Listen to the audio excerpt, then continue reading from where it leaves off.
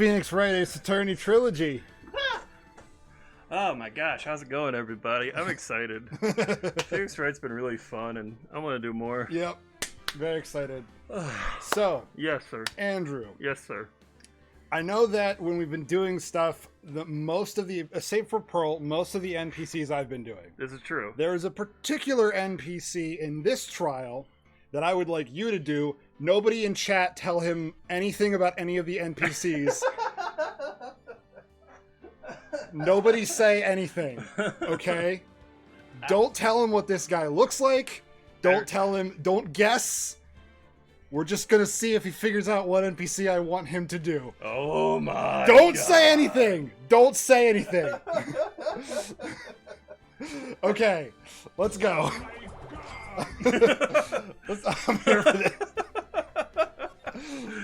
Let's go! Let's go, baby!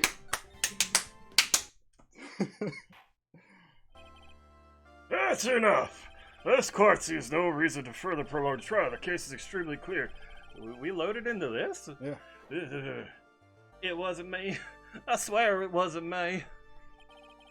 The evidence and testimony we have seen and heard are conclusive. The victim was this chair. No, you're wrong. I know what I saw. I saw what I saw.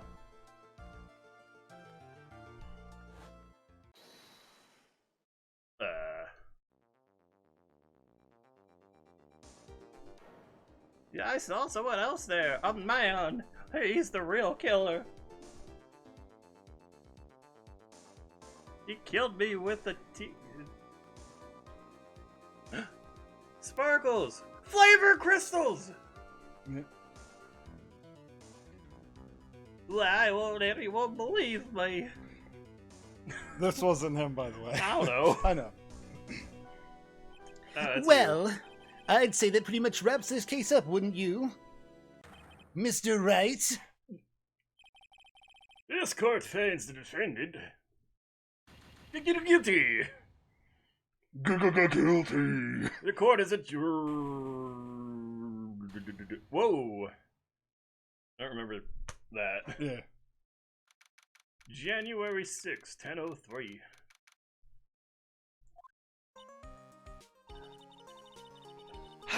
The start of the new year always makes me feel like I can take on the whole world. I bet it does, Maya. So, I decided that our resolution should be Svari, take on the world. What do you think? Sure, whatever, Maya. But I think maybe you've had more than enough mistletoe cake? Is that a Never. thing? You've got to eat a lot of cake during New Year's. It's practically a tradition. Oh, look at Satanga. Hey there, big boy. Ace Attorney Quality Levels. I have been playing that as well. I'm not quite there. I'm actually partway through the first game, and it's just delightful. Really sorry about your eyes. Like watching the fireworks on TV or playing a board game. That's Gumshoe, right? Yeah. Hey, pal! Detective Gumshoe. Happy New Year, Detective. It's January 6th. Come on, stop saying it. Likewise. Now listen up, Wright. I want to... Here's to another fruitful year of lawyer-police cooperation. Yeah, me too. All right, pal. You've got some explaining to... Hey, you got a holiday present for me, Detective? A what?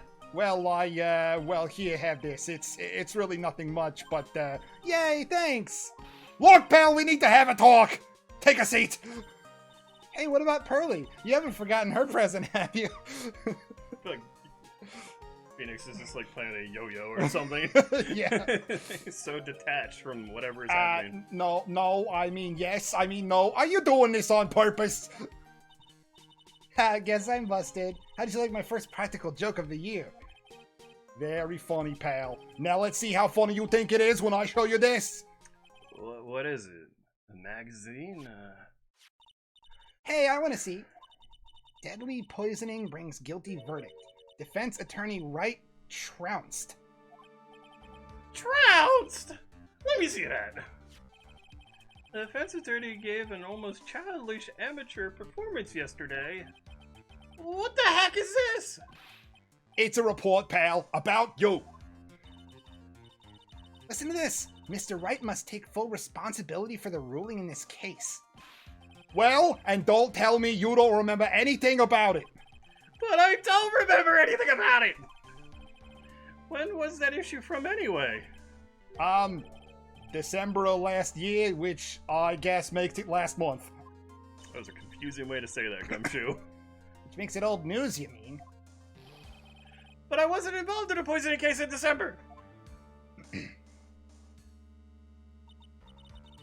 I do like 4 trials a year. So what do you think this is all about, Nick? If it wasn't you, pal, then that leaves only one possibility. No way. You don't mean... A phony, Nick! Well, this must be Gumshoe's idea of a joke. Guess he's starting off the year with one, too. Huh. Says I was trounced. So, what are you gonna do about it, pal? What do you mean, what am I gonna do about it? Well, it's your fault that the judge found the defendant guilty in this case. Maya, you're up my ass 24/7. Like, you would know about this too. Yeah, for real. You're here every day. You don't even have I don't even have a house. We live here together. We sleep in the bookshelf. Because the Phoenix Wright is super famous now. Well, maybe only sort of. Yeah, see what happens when you hotshots start getting too full of yourselves? But I didn't do anything wrong. At least not that I can remember. You better make this right, pal, now. And that means taking the case back to court. You got it? Whoa. We can take cases back to court? This changes everything about this universe. Sounds like we've got our first case in the new year. Let's tackle it with gusto.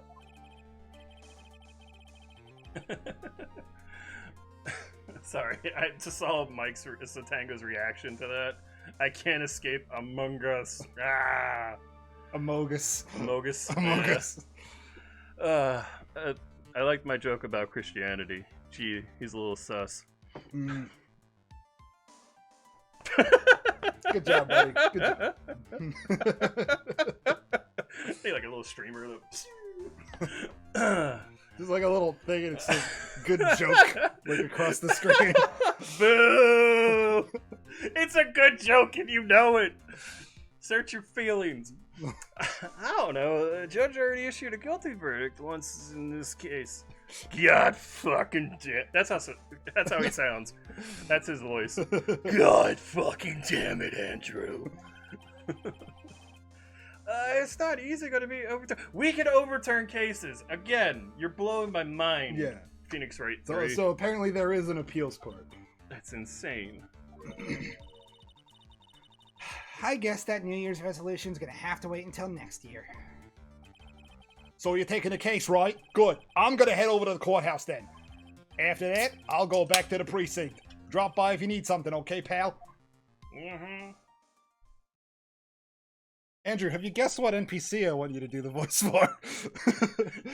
Nega Phoenix? If a client entrusted a case to me based on my reputation, I guess I'm kind of responsible. But why would someone want to impersonate me? What sort of guy would do that? What sort of handsome guy would do that? The dashing imposter. You guys sound way more energetic. I suppose. I just woke up from a good nap and had some coffee, so I'm feeling alright right now. I spent a lot of time in video game menus over the past few days. Nice change of pace. Yes. Oh, where is it at? Where is it at? It's, jingles? No. No. Sound effects. Yes! Yeah. Still not used to with Dustin's organization. Yeah. So what do you think of Ace Attorney 3 compared to Lackluster 2? Well, we're only about halfway through it, I imagine. And it's pretty good. Like, I haven't had any problems. I mean... There have been a couple of things... There are some, you know... What's with the troll dolls? Yeah, I guess they do look a little weird. Yeah, it's... I'm overall happy. It's a fun game. Yeah.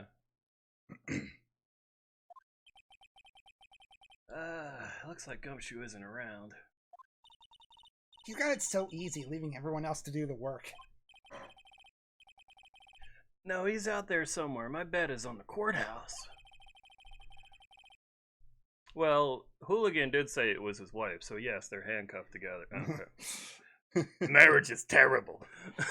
He's probably trying to arrange the retrial of his case. Guess that means we should go down to the detention center and chat with our killer, huh? After being convicted without a fair trial, I'm not sure the killer is the right label. Boo! I'm enjoying the booze. Yeah.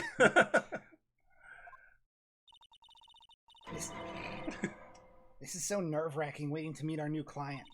I wonder just what kind of person you tricked and got found guilty. Oh my god, that kind of talk could ruin me. Ah! How could you, Mr. Wright? How could you do this to me? They put me in solitary. I haven't been able to stop crying. Aren't you? Yes, I am. I am totally and utterly let down. Are you? Don't pretend you don't know me. It's me, Maggie, remember? Maggie Bird. That's who you are. You looked familiar. Maggie Bird. Ah! Flashback. Oh, no, not flashback. Maggie Bird. She's the policewoman I defended that one time. She was accused of murdering her lover. He was a cop, too. What are you doing in here? Didn't I get you a quiz? Oh, sure. Very funny. After that fifth-rate defense job, you come in here and start making jokes. Hey, Tacit. How's it going? Enjoy your Lamaze race. You better hurry up and tell her what happened, Nick.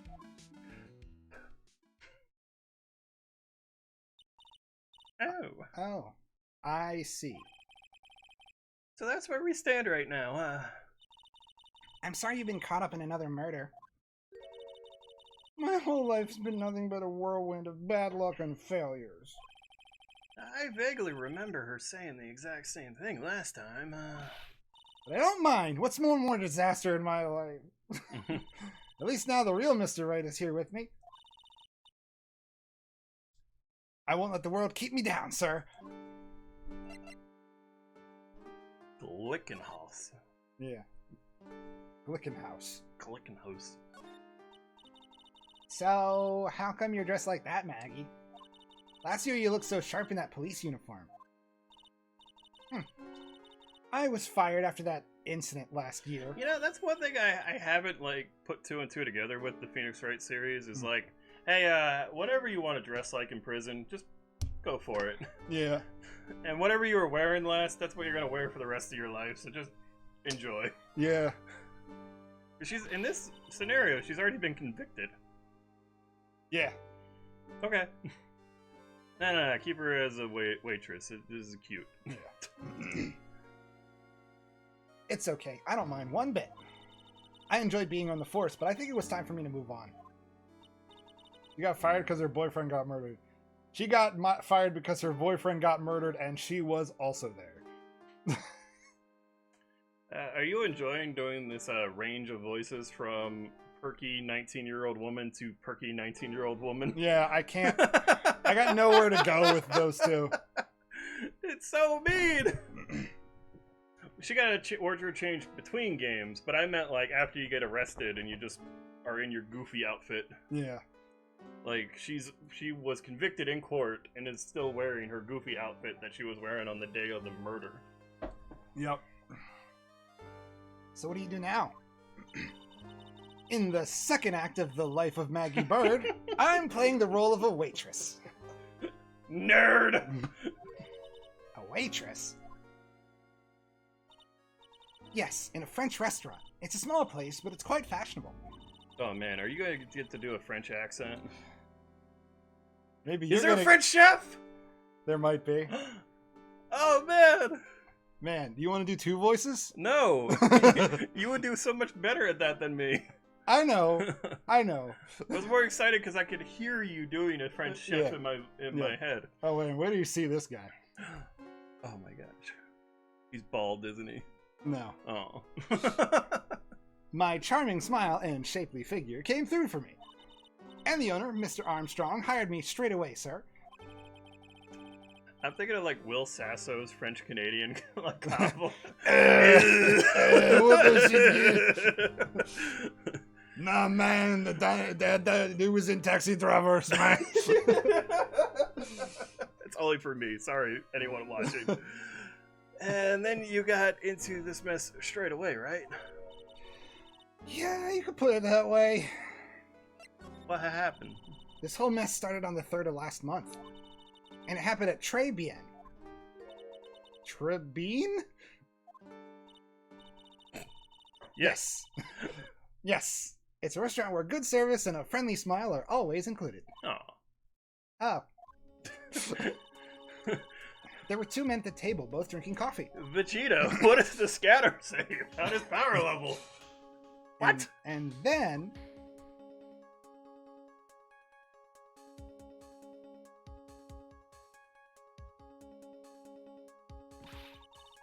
one of the men slipped some poison into the victim's cup.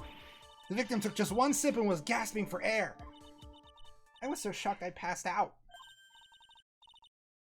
Hey, hold on there, Maggie. What? You keep calling the guy the victim. Didn't you know the guy who was killed? Not at all. I'd never even seen the guy before. Oh. Phoenix wrong. So she wouldn't have had a motive to kill him then, I guess? And the other man, the killer, you saw him, right? Of course. A good waitress must be attentive to the clientele. So this is the Dark Phoenix saga? Yes. Okay. Where are you at, Satanga? So you saw the killer, but you were found guilty of the crime anyway? How come? You tell me, Mr. Wright. I guess the answer to my question is my phony.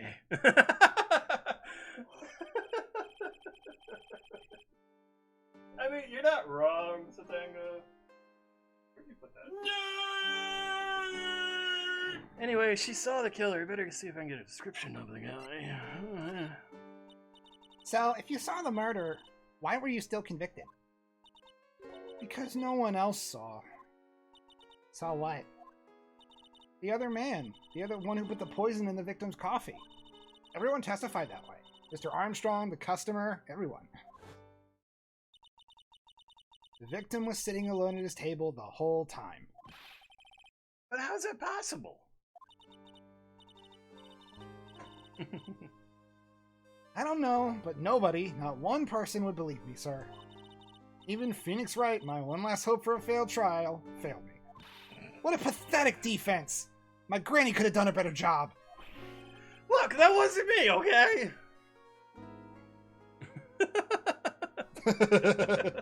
I'm enjoying his. I'm enjoying David's commentary. I'm not commenting on it, but I'm enjoying his commentary.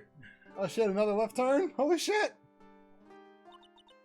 And then, I found something a bit incriminating in my apron pocket. What? A small bottle of poison. What? Poison? It was in your pocket? Well, I passed out when the victims collapsed. The killer must have slipped poison in my pocket when I was unconscious. And no one else saw this other guy? You guys are really lagging. Are we? I'm not seeing any frames dropping. Maybe Yeah, it's but- your connection. Refresh you? Your connection, maybe? Yeah, no drop frames. CPU is holding steady. Anyone else can comment, but Yeah. you might just need a little reboot. Yep. No, sir. That's what everyone said. But I don't see how they could have missed him. The other guy. I was the one who took the coffee to the 2 men. Oh, and what was your impression of them? Well, when I first saw them, I kind of thought they might be in the music industry. Yeah, Ice Scatter gives it away. In music? How come? Well, one of them had some sort of earpiece and an emo musician's look about him. And there was a sample CD on the table, sir. An earpiece and a sample CD, huh? Did you get a look at the CD at all? It had a band's name written on it. I think it was MC something. It must have been preparing for their debut, I guess. So it was a band CD, huh? Maybe a promo disc or... Maybe it was MC Screwdriver. Get serious, Maya. Would you buy a CD of a group named that? What was the name of that group again? MC Hacksaw, MC... And what about the killer?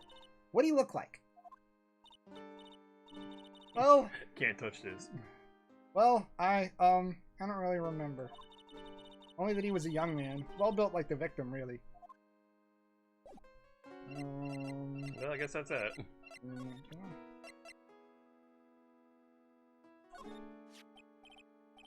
Oh yeah, I need to ask you about this, Hey, this article's about my case! Can you tell me anything about the guy who was pretending to be me? Yes, sir. It was the morning after I'd been arrested. I met you in the visitor's room here. You were wearing one of your super sharp suits. It couldn't have been me. My suits aren't sharp at all. Yep. Okay. Yes, you, Mr. Wright. Arr. Hey, Maggie, was my evil double I am here too? Fucking Maya, you're so goddamn precious. AM. No, I don't remember a phony you, Maya. Aw. It would have been so cool. Then you got really worked up and passionate. I'm gonna get you cleared of this crime, you said. Oh no. Oh no. My future isn't looking too bright. Okay, I get the picture, but you've met me in person before. So how come you didn't realize that guy wasn't the real me? I'm really stupid. I guess looking back now, it was a little strange. Only a little? Well, okay, so you were a bit taller than normal, and you looked a bit shady? And your voice was a bit weird. Oh, and you had this kind of funny accent, and... So the guy was nothing like me then!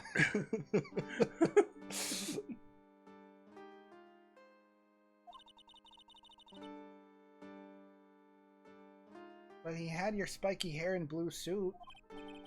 Is that all it takes to someone intimidate? Intimidate. Holy shit! Thank you for the subscription. 10 months. Thank you, Bad Guy 5. Bad Guy 5 bought a house this week, and I want to congratulate him for buying a house.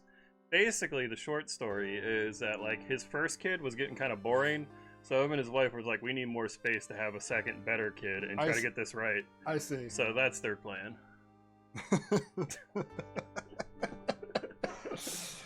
Jack wasn't working out.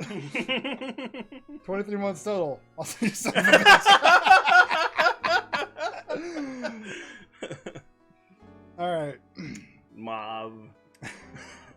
How about everyone else in the courtroom, like the judge and the observers? Didn't they realize he was an imposter? Everyone had these big question marks on their faces, but it seemed like no one wanted to say anything, sir. This case just keeps getting weirder and weirder. Mr. Wright, do you think it's possible to get a retrial? Probably. The court ruled in absence of a genuine defense attorney, so we should be able to get a retrial. Mr. Wright, Eh? do you think we'll win next time, sir? It... My life's been a full course meal of bad luck, complete with defeat for dessert. Since I was 6 months old when I fell from the 9th floor of my apartment building. Whoa! Whoa! Holy shit, Maggie! Nice. I've been hit all sorts of vehicles, got sick from all sorts of foods, failed at almost every test I've taken, experienced almost every kind of disaster. I even landed a phony lawyer when I had the misfortune of being accused of a murder. For the second time. Yeah, I know. But I will survive, because Maggie Bird always lived to fight another day. And one day I'll fight it. Just you wait and see, sir. I'll find that one single moment of good luck. Jesus Christ. Ah, Zin Yoff is gonna really pay for this. We are not playing Kingdom Hearts, Maya. Having said that, I gotta go put Boring Kid 1 to bed. Yeah. Got it. What are you staring at me like that for? Maya's right. Wow. What? Her eyes darting up at me. Whoever it is that thought it was a good idea to use my name and get an innocent girl convicted of murder had better watch out. We'll find him. Don't worry. We'll get Zin Yoff for you. Thank you. Oh, I'll tell you where Très Bien is then. Right, the restaurant where the murder took place. Yes, sir. When you go, please tell Mr. Armstrong I said hi. Sure. All right, Nick. Let's go check out this restaurant. And it's food. It's shocking to recall how spacey Maya is when Sasato and GAA is a lot less loopy. Yeah, Sasato is like on her shit, and Maya is just fucking Space Cadet. everywhere. Yeah. In this case, the murder victim is a bit, well, yeah. Alright. Très bien. It begins. Whoa. Look at this fucking Wait, place. didn't the murder happen like a month ago? No, it happened. Oh no, it was a couple days ago. Yeah. 'Cause it was Yeah. Still. Okay. Wow, look at this place. Oh, that's the fuck. Yeah. I remember him from the Phoenix Wrong videos Yeah. now. Okay. Oh god. Oh god. Look, more like smell. What is that suffocating scent of flowers in here? Then again, girls like that kind of thing, right? Actually, I'm not all that into it. Mm. No one's coming to seat us. Maybe there's no one here. Don't be silly, Maya. This is a restaurant and it's open for business. Hello? Anyone here? I don't believe it. There really isn't anyone here. Perfect. Let's get intrusive. If there's no one here, we can take anything we want. This music I did not remember. It's a little Mario Party-ish. Yeah. Alright. Fermi. Fermi. It's the restaurant's front entrance. There's a sign hanging on the door written in French. It probably says open or closed. It must be one or the other, but I don't know which since I don't know Jacques about French. Love Woo! it. Love it. Oh, I can't examine the Really? portrait? Alright. Check out some magazines. My name is Maya Fey. I love money. It's a rack full of fashion magazines, and they're all in French. Why don't you try wearing something a little bit more chic next sometime, huh? Ma? Yeah, I guess I could. I'm always in my acolyte clothes, aren't I? It'd be fun to wear normal clothes every now and then. There's something stuffed behind the rack. Looks like a sports paper to me. Sports Hey, and art look French. at this. Someone scribbled a little doodle on one of the pages. MC Bomber. And 1, 2, 3, 4, 5 zeros. $100,000, maybe? I wonder what MC Bomber is supposed to be. This paper, it's from December 3rd. It was a month ago. This paper's from the day of the poisoning. It was over a month ago. Oh, okay. December 3rd to January 6th. Yeah. Weird that they would just cordon off that. That's what I'm trying to say! Yeah. What? What? I need to just Yeah, get like, the... look out. What? What? A paper for the day of the murder? This has got to be a clue! I should see if I can find out some more things about you.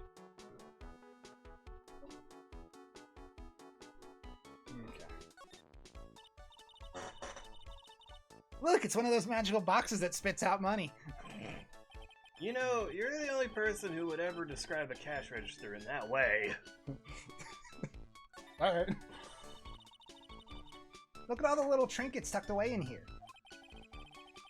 I bet Mr. Armstrong collected all these personally. Who's Mr. Armstrong? The chef. Oh. The head chef. Or boss. Or Maggie's boss. He hasn't been introduced, but Phoenix knows. Okay. Yeah. Okay. Weird. Yeah, she said, tell Mr. Armstrong when I said hi. I see. Let's see, a bouquet of flowers, some potpourri, look, fine, bone china cups. I never knew you were so cultured. Come on, Maya, this is common knowledge. Any Joe Schmo knows this much. I can identify potpourri if it's placed in front of me. Amazing something that basic was missed during a crime scene investigation. I blame Gumshoe. Yeah, probably. And then left there for a whole damn month. Well, apparently they didn't clean off one of the 2 tables they had. Yeah. This must be where the table where the murder occurred. I guess so, with all this police tape all around it. That stain must be from the poisoned coffee. Don't go licking the tablecloth, okay, Maya? Why would I lick it? I'm not a cat, you know. Then why can't I picture you just doing that? Wow, it's a beautiful winter wonderland out there. Really? Cool, I love snow. Let me see. Huh? It's not white. It's not even snowing.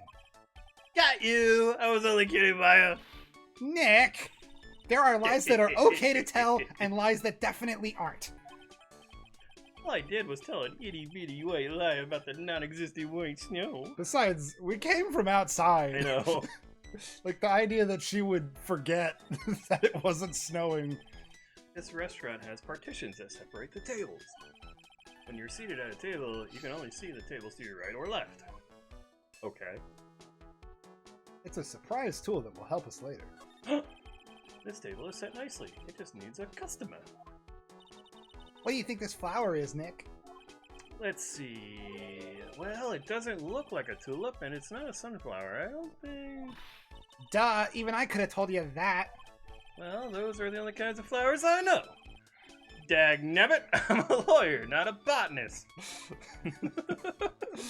I do like Phoenix doesn't know shit about flowers being a running gag. Anything else to look at here? This maybe? No. Can you read the paper again, or examine it in the court record? Yeah, I'll take a look at it. Just seeing if there's... I can look at this again. Oh, that's weird. Okay. Yeah, it's the same. Oh. Just reminding us to check that out. Gosh darn it, that's weird. Yeah, it is a little strange. Alright, let's take a look at it. Star Trek reference. Yeah. Okay, I guess that's all we can do here. Okay. Let's move to the detention center. Presents. Oh, a sports paper. Let's see. Did Guts Braun manage to defend his heavyweight title? I like that everyone, even non-existent characters, have fucking dumb names. Sorry, Maggie, that paper is actually a month old. It's from the day of the murder. And Gutson got knocked out yesterday, I'm afraid. Whoa! Oh no. I found this paper in the magazine rack at Trilogy. Really? That's strange. Tribune doesn't get newspapers. Mr. Armstrong says he's not really fond of them. And maybe one of the customers left it behind? Anyway, what I want you to take a look is a scribble here. Aha! That's it, sir! MC Bomber. That was the name that was written on the CD. Just as I thought. I also like the little mask-to-mask cartoon. Yeah, it's pretty good. I guess it was an MC Screwdriver after all, huh? So that $100,000 must be a down payment for a record deal, right? If someone gave me $100,000, I'd sing for sure. The Master of Karain, or the Spirit Song, or even Maya's theme. Okay, Maya. So if the sample CD was on the victim's table, that means this newspaper may have belonged to the victim. You're right. So the victim left this behind on the day of the murder. Huh. I think we better step up the investigation, don't you, Nick? Okay, so got some new information. Alright, you just sit perfectly still in case we need to come back to you in a few hours. Any new topics? See what Gumshoe's up to. Nothing. Right and go. Do I have to go back to Très Bien after doing that? I think so. Yep.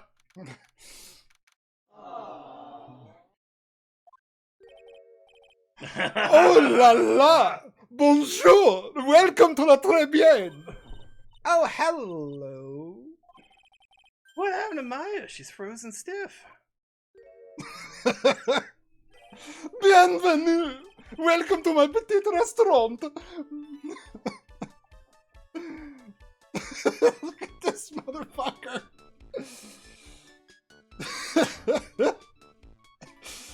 What? France. I'm just doing the caterpillar from Bug's Life. Okay. Actually, no, he wasn't French. He was like- he was German. Like an effeminate German. Yeah. Maybe not the most sensitive character portrayal of 2021. Yeah, maybe not.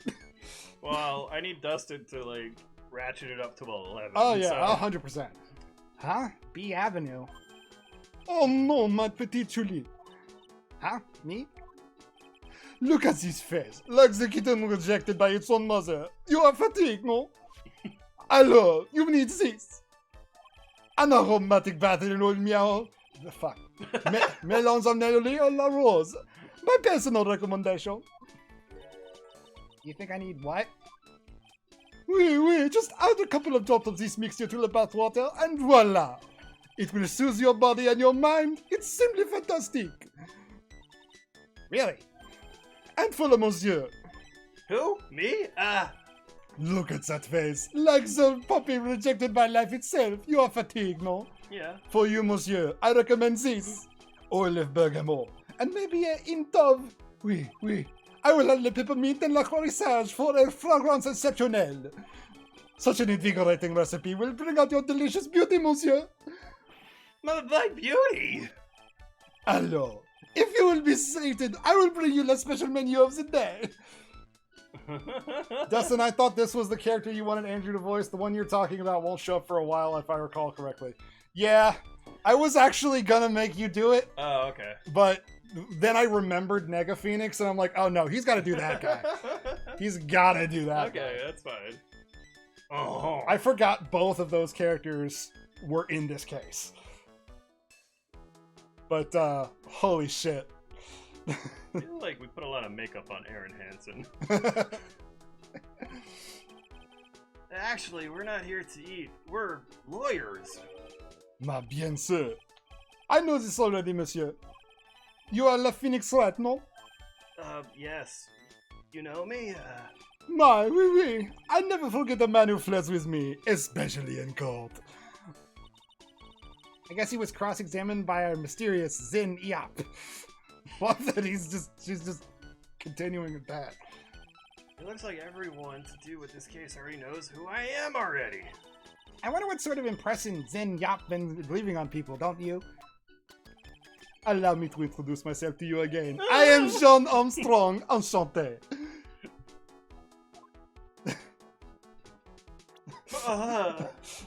That's a lot of man right there. So what does Très Bien mean? I know Très, that means 3, right? No. Très bien is français. In English, you would say, very good. Oh, very good. Oui, exactement. L'atmosphère est très bien, and la cuisine is très bien. If the food's so good, why aren't there any customers in it? My cuisine is not for all. Some people, they do not appreciate la haute cuisine. Not everyone liked hot cuisine. Since I have lost Maggie, I do not have enough hands. Oh, so you're running this place on your own now. Oui, pour le moment. No one has answered my advertisement. Oh, pour moi. Please don't eyeball me while you say that. I am the chef. I am the manager. I am also a trained aromatherapist. A roaming what? A practitioner de aromatherapy. The art of soothing the soul with the delicate floral aromas. Delicate. The smell coming from the bottle earlier was anything but, So, could you tell me about, about the, incident, Bien, it makes me sad to remember it, yet I remember it so well. More than a month has passed since it happened. Yeah, I guess it's been about a month Little- since Maggie's sentencing. Huh. Oh, So, it was the 3rd of last month, just after 1 in the afternoon. A man who was in here for a coffee suddenly became ill. because of the poison in his coffee. That is the truth as I know it. It was Maggie who took his drink to him. I was in the kitchen. I heard the sound of someone collapsing. When I came out to see what it was, he was already slumped in his chair. He was dead? Mon Dieu! Oui, he was dead. Maggie had passed out also. And this man who died, was he alone? Oui, monsieur. All alone. I know that Maggie said there was someone else, but... I see. La police, they asked me many times. Are you sure there was no one else at the table? They asked. But I am not the only one. The old man said the same thing. Old man? What old man? So who is this old man that you mentioned? At the time of the murder, there was another customer in here. What? Someone else saw it? My oui. As usual, he came alone that day. At the time of the murder, he was here. He saw it too. But he said the same thing, that there was no one else at the victim's table. Maggie swears there were 2 people. My mademoiselle. That lawyer, he could not prove this, no? About the lawyer. That was me, I suppose. My bien sûr. Wow! He's the first person who said it wasn't me. Don't kid yourself, Nick. Now who's the one making stuff up? Let's ask him about the sports paper. We found this sports paper in the magazine rack here. One of my customers must have left it behind. You have any idea which customer it was? The only ideas I have, mademoiselle, I save for my kitchen. This fucking guy. I am not a lawyer myself. I do not wish to speak out of turn. But your defense in court that day was a little, how you say, lacking perhaps? Even a Frenchman who cannot speak any English could have done a better job. You were very cool though. Oh, we so handsome. Wow, I wonder just how bad the defense could have been. Every time you opened your mouth, the whole courthouse stirred. Oh man, that is something I don't want to imagine. What is going on? This fucking guy. I love Chef Armstrong. he's something. He's just he is a character right here. I didn't learn anything from this. So let's see about. Damn it. Maybe she knows about the old guy. Well, I've presented everything. There's got to be something else I can do with Armstrong.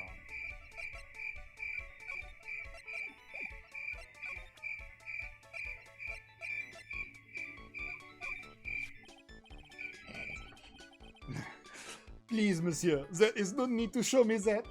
You are Mo, Phoenix Wright, the worst defense attorney in town.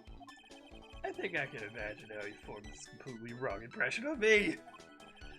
The last time we met, did I show you this badge? Oui, you flashed it to everyone in the restaurant. That does sound like me. Looks like Zen Eop is a bigger fan of flashing stuff than you are, Nick. Well, Maybe don't say that around this guy.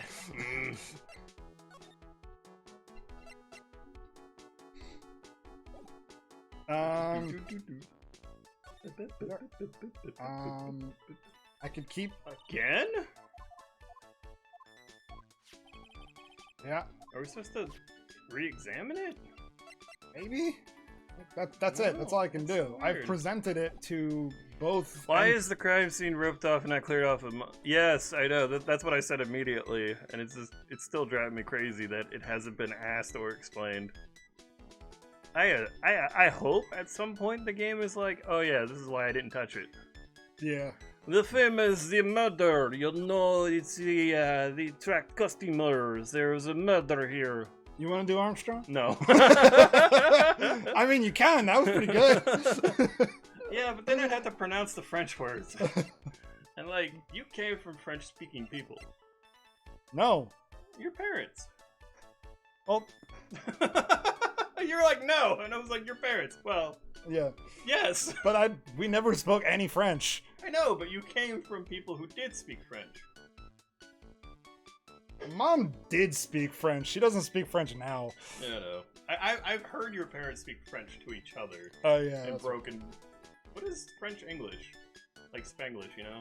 Yeah. What is that? What would you call it? Franglish. Franglish? Alright.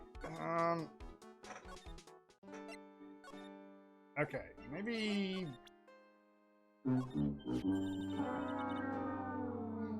That badge, is it real? Of course it's real. I won in a contest.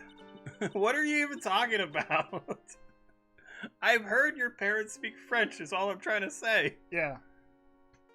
Mom went to a French exchange program in college, and I think Dad picked some up from her. But neither of them are fluent, and...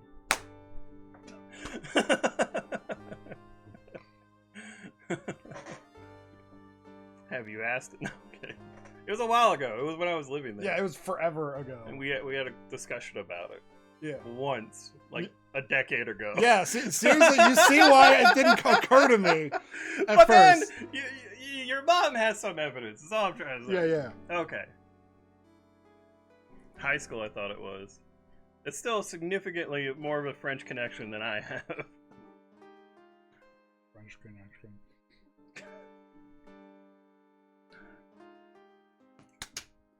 That's what they all say, but I've been duped before. Give it to me for a second. Through the glass? Yeah. Oh, she bit it like a gold medal. Yeah. She bit into it. And I left a few teeth marks too. I can see that. I just wish I could remember if that means it's real or a fake. I said it was real! Well, that didn't help us, but it was fun. That was fun. What do we do? How are we so stuck? Minutes into this trial. This must be the chief of the detectives here. He's glued to his computer screen. What? Master Man turned up at the bank. What's he doing? Hands up, you scalawags. You're under arrest. Hey, that's our job. Looks like Ron Delight's opted for a new career. Quit surfing the net, Chief. Sorry, I was just, Things feel pretty tense in here. Okay. That was weird. Yeah, it was very... Didn't it happen to someone's medal from Japan? Huh. I don't know that story. Alright, what to do? So what's our first move? I guess we go down to the detention center and talk. Wait a sec, Nick. This person's behind bars because of you.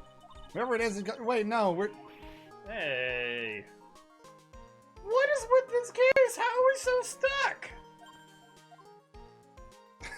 You're gonna ask whether a twin brother. The answer is no, you moron. Spoil sport. Any ideas? Did you notice Gumshoe was acting weirder than usual, or was it just me? What do you mean? I mean, he was really worked up. Like a guy who's just found out he's gonna be a dad or something. Yeah, I guess he was acting kind of strange. Maybe he realized he's got strong feelings for you, Nick. This is the gayest Phoenix Wright has ever been.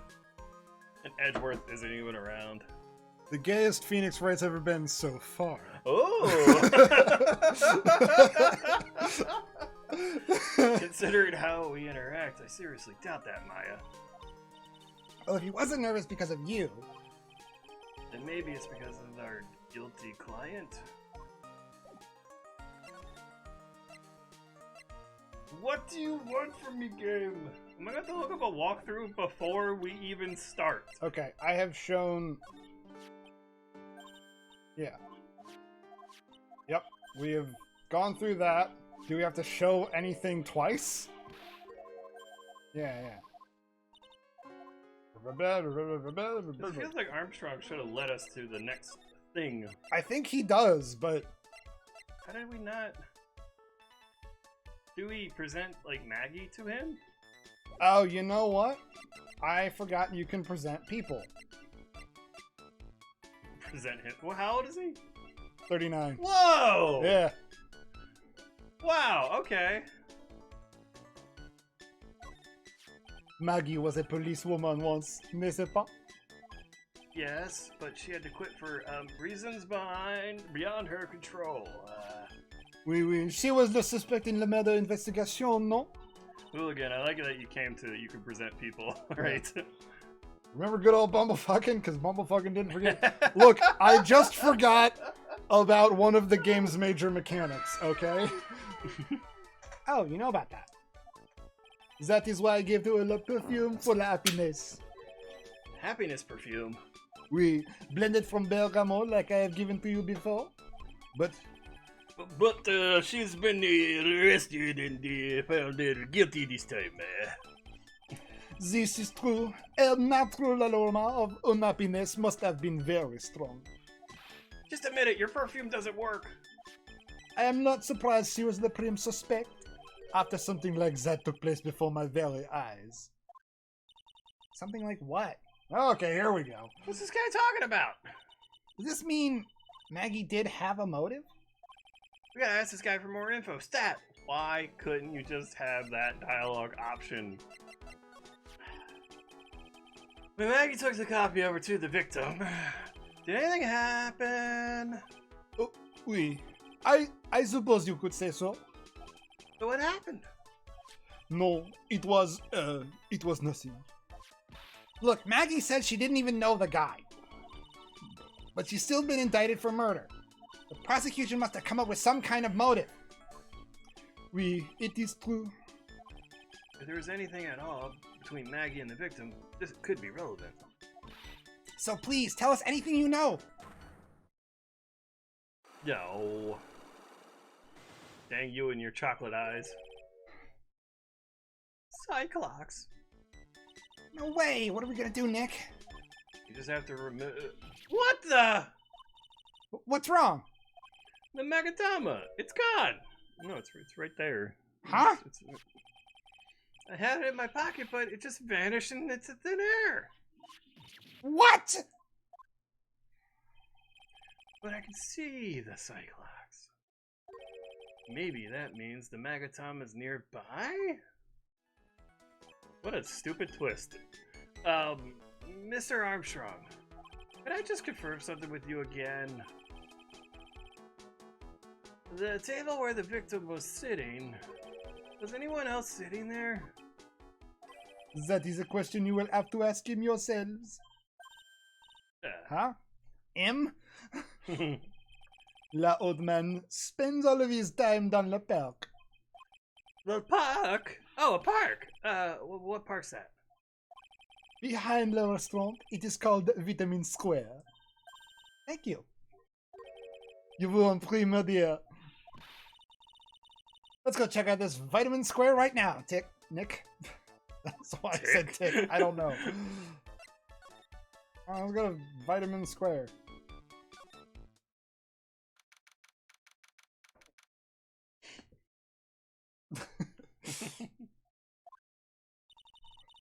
So this is Vitamin Square.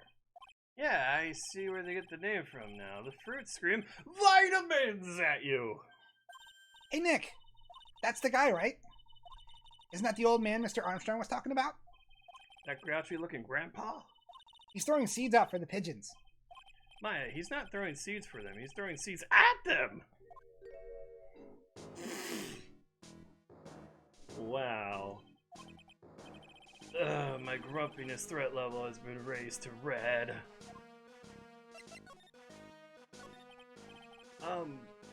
Excuse me. Would you mind if I had a word with you? Yes! Oh, Grunkle Stan? Yeah. Okay, fair enough. I just want to ask you a couple of questions.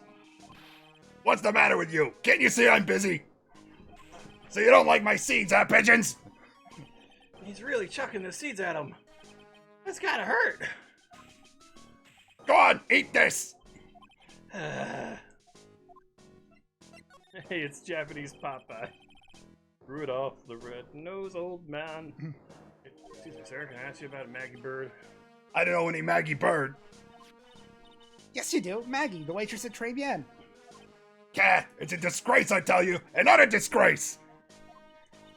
A disgrace? An innocent young girl revealing herself like that. Revealing? You mean her uniform? The youth of today, they don't have any shame. No shame, I tell you, not 1 ounce. This voice is perfect, Dave. Whatever happened to the old Bushido values of Japan, like honor and modesty? Wait, are we in Japan? What about me? I'm not wearing anything revealing. Your problem is you lack any sense of grace. Talk about hitting a girl where it hurts. Do you go to Très Bien a lot? Things are about to get bulbous. Eat your hamburgers, Apollo. Ah, Los Angeles, truly the greatest city in these United States of America. Come, let us enjoy our traditional American meal around the traditional American kotatsu. Well, I mean, they do tend to play with wherever we are. Yeah. And, like, that was, like, a hint of, like, no, this is Japan for once. Yeah, Which they should just do. Yeah, It's such a weird choice that they made. I don't think you can pretend this guy's not from Japan. I know! Like, why? Alright, go on. That miserable excuse for a restaurant. That garbage they serve in there's not food. Where's the sushi, the tempura, the rice? Très Bien is a French restaurant, sir. Where do you think we are, boy? In Paris? I want real food, not those snooty snacks. And what about those shameless girls? You mean the waitresses? You can see all the way up to their... Yes, the waitresses. They're practically naked. It's a disgrace, isn't it? Well, isn't it? Listen, it's not my restaurant. Ah, it's a miserable excuse for a restaurant, that place. Miserable! He certainly knows the place. He must be a regular. But if he hates it so much, why does he keep going? It is a San Francisco kind of thing. Yeah. Are you a regular at that restaurant, sir? Having to follow the rules of time travel. Yeah. It's just, if you dislike it so much, why would you keep going there? This kind of sounds like he would go to the restaurant just to call everyone their slurs. Okay, you remember As Good as It Gets? Old guy who shows up at a restaurant just to complain about everything. I like my table. I like the food I ordered. Sir? There you are, you filthy pigeons. You want food? Ha! Take that! You must be hiding something, right? If he is, I should be able to use see a cyclock or two. Oh wait. I don't exactly have the Magatama right now. Huh. Remember, Nick, that Magatama's only on loan. You better find it or else. If Pearls ever gets wind of this, I'm gonna be in a world of pain. Alright, let's look around Vitamin Park. Hey, look! Pigeons! Yeah, and heaps of them too. Did you know that pigeons are a symbol of peace? That's a dove, not a pigeon. Poor things. So they can't be symbols of peace and harmony just because they're gray? Is that it? You're overthinking this one just by a smidge, Maya. I like the music he has too. It's pretty good. Yeah. Alright. Magazine. Ooh, there's a magazine here. Job listing. What is the, like, job on the cover? Masked wrestler? Yeah. It's a magazine full of job listings. You disgusting rogue, picking up something someone else threw away? Throw away? Did you just throw this away? Are you looking for a job? Kah! That's none of your business. Sorry, I guess I'll just take the magazine with me then, huh? I don't want anyone else having it. Give it back. Too bad. Now you want it so bad, I don't want to give it up. Hey, that's mine. His arms are like this thick. I know, it's kind of great. Alright, what else can I look You at? can examine the orange. I can. Looking at this orange reminds me Of what? that you're supposed to eat a lot of them to ward off colds in the winter. You can't have fun during the holidays if you're sick in bed, you know. You don't have to tell me twice, huh? Okay. This place is so fruity. That's not a bad thing. Besides, I love apples. They're among my favorites. And that apple slide is perfect for you. And what is so perfect about it? Oh, come on. Don't be a stick in the mud. Slide down it a few times. Go on. Woo! No way! I'd get covered in sand if I slid down that slide. Anyone can see that. Alright, just for you, I'll do Popeye for his next line of dialogue, alright? Yeah, you're right. Otherwise, I'd give it a try, too.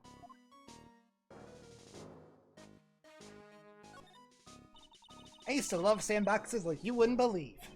Really? You? Sure, finding iron filings in the sand with a magnet was my favorite thing to do. Iron filing? Wow, that's too exciting for words. It was my ambition to collect every single shred of iron in the sandbox. I was such a kid back then. So, did you manage to get all the iron? No, I never did. I think I came close, though. Come to think of it, I still have all the iron filings I found way back when. You want them? No.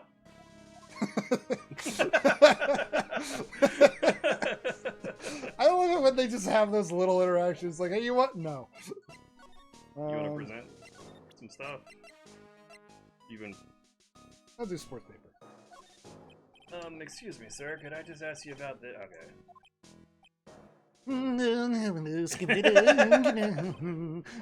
Sir, Here you go, boy. How does some pigeon feed sound to you? this wasn't exactly what I was hoping to get out of this guy. You present that to him? Yeah, it's Yeah. good. Oh, skip it again. Yeah. You gonna try profiles? Yeah, I will try. Yeah, Maggie. No. What about Armstrong? Nope. Yeah. Look at the Wikipedia article on pigeons. They are literally the same as doves. Yeah. They're. Yeah, but they're the ugly one. Yeah. No, that's literally it. The gumshoe? Yeah, I don't think I can do anything with this guy.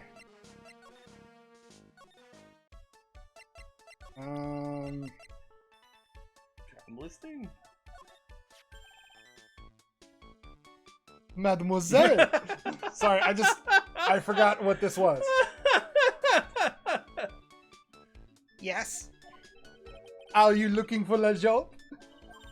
What? No, I was just... Let me see. Your style is un peu différent, but you have a good face. different. Felicitations, you have passed. I will hire you. Bien, come with me. I will teach you everything I know. Nick, help! I don't know whether to laugh or feel bad for Maya. Maybe I should do both.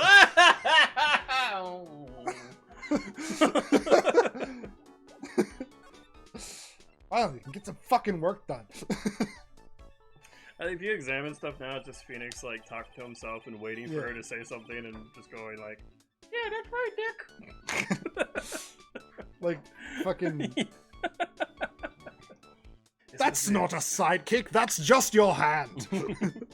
Be a table where the poisoning occurred. The stain tells the story well. The whole area is still cordoned off with police tape. I guess it must be still under investigation? How and why?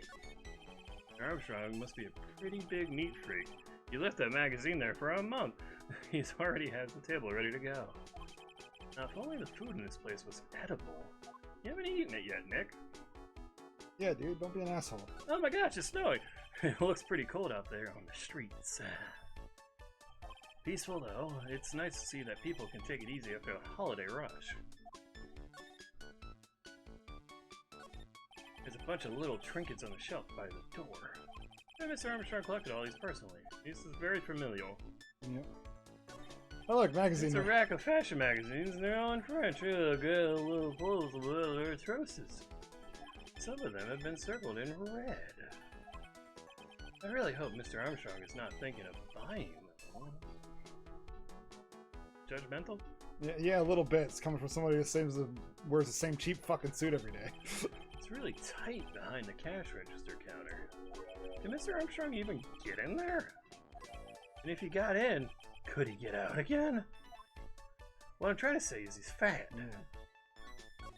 Okay, I think that's it in here. Nick just mumbling about stepladders and burgers in a high-pitched voice. Yeah.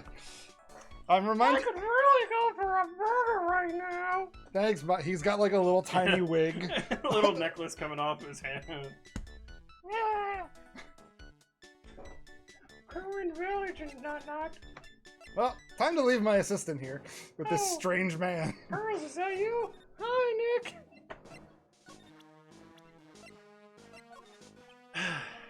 Yeah, I don't think I can do it. Okay. I know Satanga came in and was like, guys, are you really feeling this game compared to the lackluster last game? This trial is interesting so far, and they did start with a twist, but good lord, it's a slow to get going. Yeah. He made a sock puppet. Looks like they have Maggie in questioning? I guess I've asked her pretty much everything. What are they questioning her for? I'll come back if there's anything I need to ask her. I guess in The trial was like a month ago! I guess in preparation for the retrial, getting an additional I statement. guess Gumshoe did get that ball rolling. Yeah. Okay. So we'll check in on Gumshoe. This case makes no sense. Well, pal, have you found the evidence yet? The one that's gonna find her innocent? Oh yeah, he just puts like a little golf ball in there. No, not yet. We've only started our investigation. Well, whatever you need to know, I'll give you the dirt on it. I'm putting off all my other cases for now, pal. I'm sure he's really fired up about this. Oh yeah, one more thing. The retrial's been approved. Court's sitting at 10 a.m. tomorrow. And Godo's gonna be the prosecutor. Oh, him. Geordie LaForgery himself. Zing! Anyway. Now listen up, pal. If Maggie's found guilty again, Yeah? I'll make sure you get locked up good for it, got it? Damn. Talk about matter. So the guilty party was Maggie Bird, huh? Yeah. Back when she was on the police force, you were her mentor and she was a rookie, right? Yeah, I kept a close eye on her. I mean, not too close, you know. Hey, what's with the funny looks, pal? I was just, it wasn't anything like, look, sure, I was a boss when she was doing a training, but that was it. Nothing happened. Gumshoe sure is sweating up a storm over nothing. You give AIs a bad name. So funny to me. Yeah.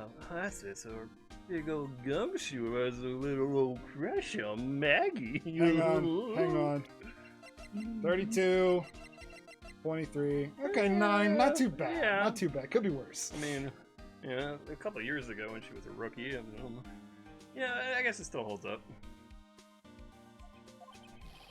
I don't like her or anything. I was, nah. Note to self, gossip with Maya about this later. Look, pal, don't tell anyone, okay? You gotta keep it a secret, alright? Sure. And would you mind not guessing what I'm thinking all the time? Hey, tell your face, pal, not me. You'd have to be blind not to see what's on your mind. Got that ESP, son. Ah! So I was wondering, did you fill me in on the victim? Glenn Elg. What? He was a computer programmer. I see, a programmer. He was just a regular Joe working for a small-time computer firm. Maggie never had any contact with a guy before that day. And all she did was take him his coffee on the day of the murder. Pal. Yeah, Maggie also claims to never seen the guy before. Did the victim go to the restaurant often? Not according to the chef. Said it was the first time he'd seen the guy. Programmer and a first-time customer at that, huh? What possible reason could Maggie have to kill a guy like that? That's what I thought. But a motive was still somehow established in a trial. You're kidding! What was her supposed motive? Sorry, pal, I'm real busy. I haven't even got enough time to sift through these papers. Hey, I thought you were putting everything on hold for this case. Look into it yourself, okay? What could his motive have been? This isn't really a proper investigation. I'm kinda working on it by myself. Oh, that's right. The judge already ruled on the case, and all the evidence is in already. The only problem is with Maggie's testimony. Yeah, it doesn't sound very good for us, huh? Look, pal, I got him out in the papers on this case to look over before tomorrow. So I'm just gonna say this. Maggie Bird's no liar. She's... Okay, so she's a bit out there and a bit off base sometimes. But she was a good cop. It's not exactly complimentary, you know. So what do you think really happened? And just how contradictory is her testimony? The biggest problem with Maggie's testimony is the number of people at the table. Yeah, my thoughts exactly. Maggie still insists there was another guy sitting with the victim. Right, but get this. Get this. Everyone else in the place says the guy was alone. Even the chef. And then there's that CD. CD? Oh yeah. You did mention something about CD. There's some CD on the table, sir. But our guys turned that place upside down. There was no CD. You missed the newspaper. What? Not on the table, not anywhere in the whole restaurant, pal. But didn't Maggie say the victim was wearing an earpiece too? Yeah, but that was for the portable radio in the front pocket of his hoodie. A radio? He didn't have a CD player? You got it. Your phony never explained that contradiction at all. Come to think of it, the owner of Trebian didn't mention that CD either. I don't know why I get the feeling Mr. Armstrong's got something to hide. Let's present some stuff. Sports paper. What's that? Sports paper? Yeah, I found it in the magazine rack at Trebian. It's dated the same day as the murder. You may be onto something here. And take a look at this. See the writing here? Mick Balmer. Hey! What is it? I've heard that name somewhere before. Yeah, MC Balmer. Wow, he actually seems to be thinking for once. Ah, it's no good. I can't remember. And he goes back to being the gumshoe we all know and love. Hey, pal, I'm gonna borrow this paper for a bit, okay? I want to get a handwriting analysis done on this scribble. Handwriting, huh? It'd be good to know more about that than anything. Thanks, pal. I bet this'll turn out to be an interesting clue. Sports paper given to Detective Gumshoe. Gumshoe, you want a new job? What do you make of this? Sorry, pal. All I can think about is Maggie at the moment. No, I didn't mean it like that. I meant... You don't have to explain, really. Alright, do you know anything about John Armstrong? The chef at Trey Bien, huh? You know what that chef said to me? Oh la la, your body is full of toxins. And then he gave me this bottle. What's in it? I don't know. The label says juniper. I'm under orders to put a few drops of it in my bath every day. Under orders? Yeah, you know, there's something about that lady. I mean, guy. You can't stop thinking about him? Not like that, pal. Give me a break. He's not my type. I mean, I can't stop thinking that he's involved with this case somehow. Sounds like he knows a little something more about our charming chef. So what exactly is it that caught your attention about the chef at Trebion? It's, kinda hard to say. Ha! Gay! The guy's probably not even connected with the case anyway. Hey, come on, detective. Didn't you say give me dirt on anything? Well, this sort of stuff is kind of unimportant, gossipy stuff, you know, pal. Look, how about this? You go to Trebian and investigate the place yourself. And if you find out anything suspicious about the guy, you report back to me, okay? Don't suppose I get a choice in this, huh? Guess I better find out more about the chef and Trebian and report back to Gumshoe. Alright, let's ask about Glen Elg. Yeah. I don't get Glenn's name. Well, it's a palindrome. I think that's it. I think it's just a Okay. palindrome. Okay. Alright, I guess back to Trebian. Oh yeah, back to Trebian. Scent of flowers sure is strong. It's almost making me dizzy. I can relate. What the fuck is that? Hello? Wednesday Addams came to say hi. You belong in Dagon Rompa. Who was that just now? A customer? She had sort of a dark aura about her. Ah, welcome, B Avenue. Wow, what a cute voice. Oh, it's just you, Nick. Maya! Well, how do I look? Maybe you should quit being a spirit medium. Maybe, but it's kind of boring being a waitress. I mean, you're my first ever customer. And who was that woman I just saw? Oh, since you're here, you might as well have something to eat. I'm kind of hungry, actually. So how do you like your new job, Maya? I never knew there was so much for a waitress to do. Wait, what? Take people's orders, bring them their food, make coffee, work the cash register. Of course, we need a customer before I can do any of that. Yeah, it's a nice looking restaurant. It's a shame more people don't come, huh? Don't forget about the ultra cute waitress. Who? Check out my give me a tip smile. Mm. Hey Nick, why don't you order something? The chef's preparing a tasty lunch set at the moment. Or so he says. How much is it? It's the twin tea set, so it's $20, of course.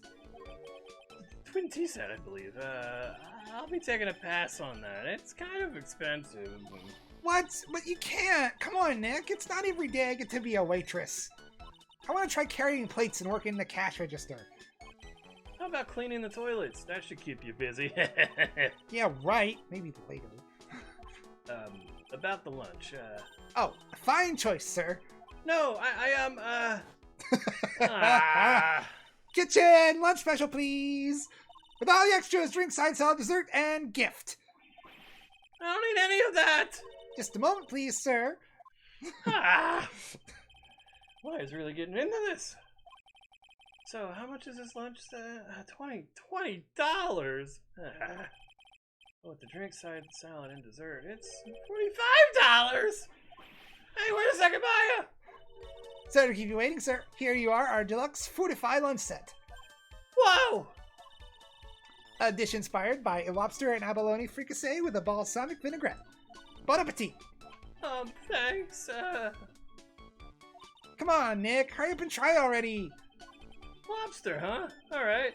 Down the hatch it goes. Well, Are you hungry, Maya? I'm starving. Here, it's yours. Really? Oh, Remember, Maya, my wallet doesn't print money, so you better polish off that damn plate. I just remembered. I've got to clean the toilets. With my vomit. Hey, you can't be in that much of a hurry to clean the toilets. Trebian lunch special added to the court record. Yo. It's inspired by a lobster, not comprised of one. I once saw a lobster. It inspired me to cook another lobster. Yeah. How does the guy manage to make good food taste so bad? Hey, Nick, you want to take a peek at the kitchen? Oh god. The kitchen, huh? Not a bad idea. Wait, we're gonna talk about the kitchen? Yeah. Now what was it Maggie said again? Pour myself a drink real quick. You're good. In the kitchen, you'll get to see the greatest of chefs' greatest secrets. I don't know why I read that so terribly. In the kitchen? That sounds tasty. You can now move to the kitchen. Hey, wait up, Maya. What is it? I'm pretty busy right now. Where are you going to show me around? There goes my plan to find some cool clue and show it off in your face. I better conduct a search in the kitchen myself. Alright. To the kitchen! Looks alright. Eh, looks like a kitchen. It's just got Negatama. the fucking... Oh, yeah, it is. And here it is, the famous Très Bien kitchen. It's my first time in here, too, actually. A weird atmosphere in here, that's for sure. Mr. Armstrong will be back soon, so we better search quickly. Chop, chop. Yoink. Now I know. Now I know I'm in a fresh restaurant. Fuck. I know, right? I for some reason I've become really tongue-tied in the last, 5 minutes. Now I know I'm in a French restaurant. I've never heard of most of these seasonings. Hey Nick, this container has oyster sauce? What's that? Isn't that used in Chinese food? Ah, look! Right there on the counter. I'm Agatama. What's it doing there? What indeed? Negatama put back in pocket. Let's keep looking at the spices. Yeah. Oh. And look at these knives. They look really sharp. I'd like to see how one of them slices through a cheesecake. A cheesecake? You don't exactly need a sharp knife for one of those, Nick. Oh. What are these lace curtains for? Just to get messy and dirty and fucking... I don't know, but they give the place a real homey feel, don't they? All right, Mr. Health Inspector, what's your opinion of these kitchens? I'm not digging that shelf above the pots either. Yeah. It's not looking good. How about the flour suspended directly Yeah, next to the that's- cooking area? That's a bit of a hazard. Lace curtains. You know, if I was a cooking pot, I'd be perfectly happy to sit on a shelf under those. How do you respond to something like that? What you just said is the dumbest thing I've ever heard. Now, this is one large mirror. I thought you were looking at the book.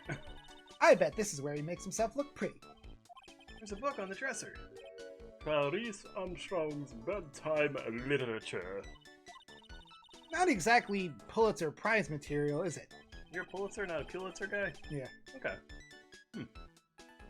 I would no points, eh?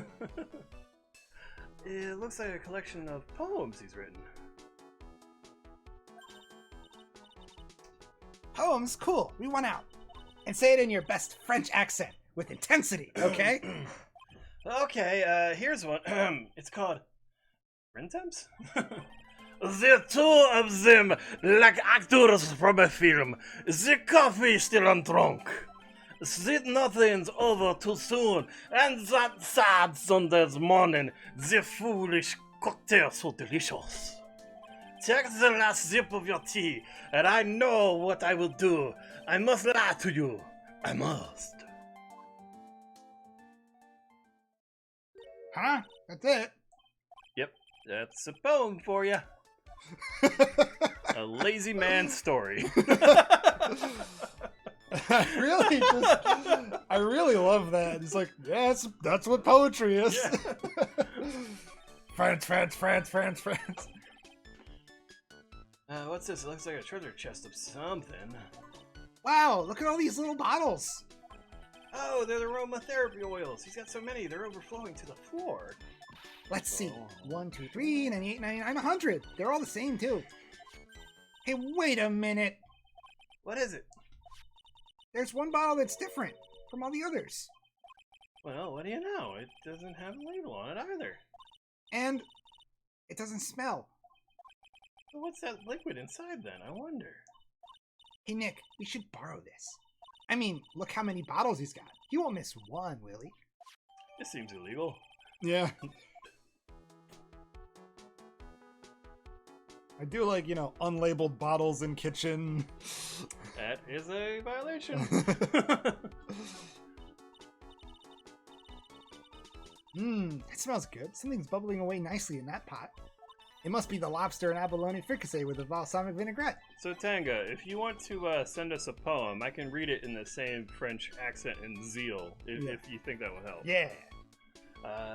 Isn't that what I just ate for lunch? Maybe. What you ate is the only French dish I know the name of. Would you like me to press the button? Yeah. Okay. I see you like kind of struggling to do both. No. I think we're done in here. It felt like, I guess the bottle is what we needed. Nope, my poems are kind of grungy. Okay, so read them like Kurt Cobain. Or Eddie Vedder.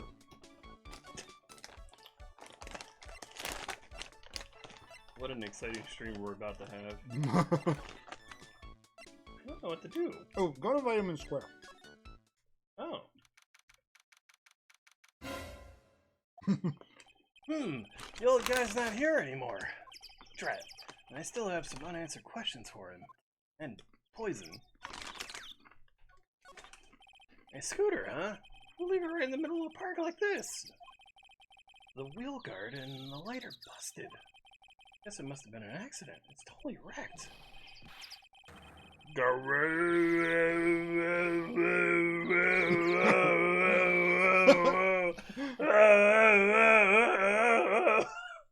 The controller had so much rumble. What the hell is this Tekken reject?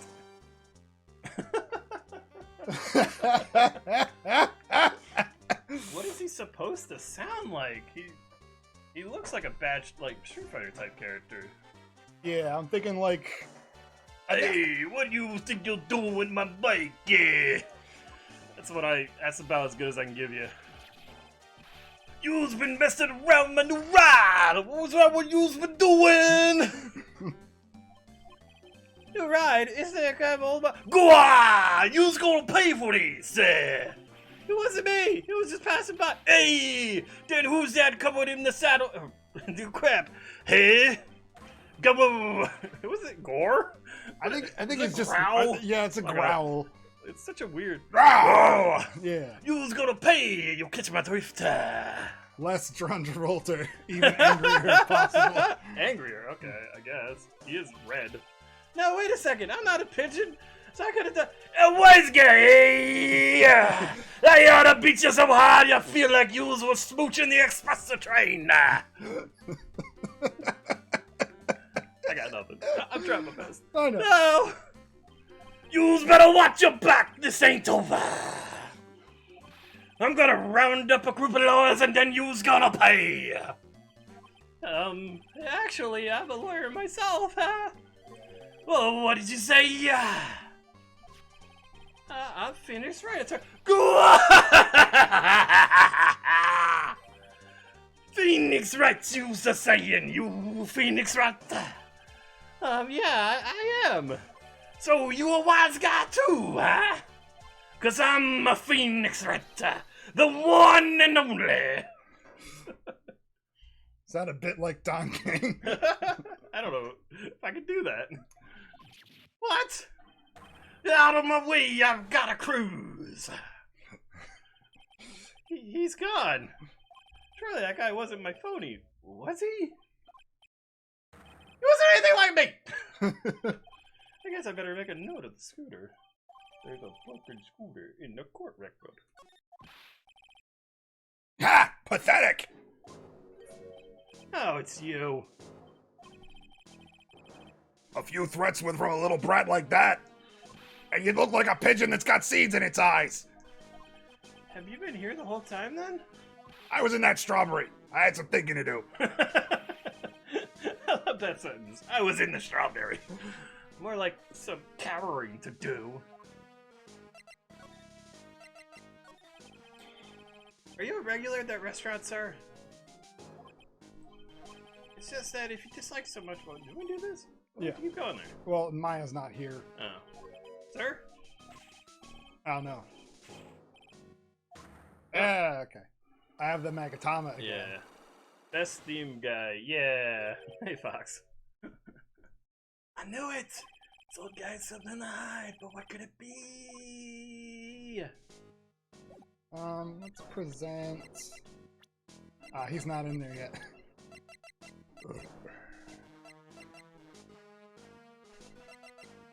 Magatama and just start that? Yeah, let's give it a shot. I don't know, complete it. Yeah. Well, we'll give it a shot. I'm but gonna start it. save Yeah. and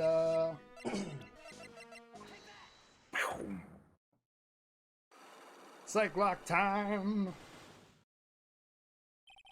Forbidden regular. It's time you told me the truth. Why are you a regular at the restaurant that you dislike so much? Isn't it obvious? People only have one reason to go to restaurants. To eat. To eat? Is that the whole truth? What do you mean? I don't think you go to the restaurant for the food at all. You insolent brat! How dare you accuse me? What proof have you got? I can tell that you not you, nor anyone else in the world would go to that place for its food. The proof is in the pudding, or in this case, the lunch menu. That's the twin tea set! The food at Trey Bien is terrible and expensive. You're wrong. It's cheap. Huh? I'm rich. I inherited money when I was a boy. Yes, I'm stinking rich. I haven't done a lot of job work since I was born other than feeding the pigeons. What a load of crock! Taste another story, but the price is nothing to me. So, you're saying that you go there because you got money to burn? Exactly. I have so much cash I go for a swim in my money vault every day. Now that's a fucking Grunkle Stan reference. That is a line he would say. Unfortunately, that's a lie. What? You don't have money to burn, you're flat broke. This is yours, right? My magazine. Why would a rich retiree be looking for a job? I was... so what? So I was looking for a job. I'm buying a lot at the moment. I need spending money. Oh? I don't go to that restaurant for food. I just go for the Javachino. Yeah, I think you mean a cappuccino. Anyway, how much does a cappuccino cost there? $8. There better be some golden beans. What's your problem? You think a poor man would be better off drinking dishwater, do you? Is that it? No, I wasn't thinking that. I was wondering if the coffee is really that great. No, it's not. But anyway, yes, that place has free newspapers to read every day. Newspapers? Exactly. They don't want me hanging around at home, so I go there. I'm sorry, sir, but there are no free papers to read at Trey Bien. Fuck, I need that.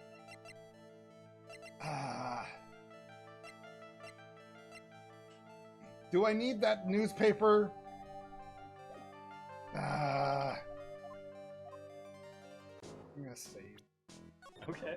Because I have a stupid idea of how to solve this. Alright, so you're gonna fly through until we get there? Yep. Okay, everybody, enjoy! Yep.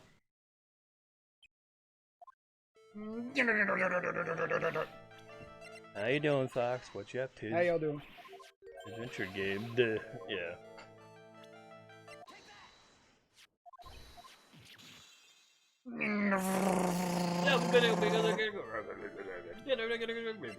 Here's my idea.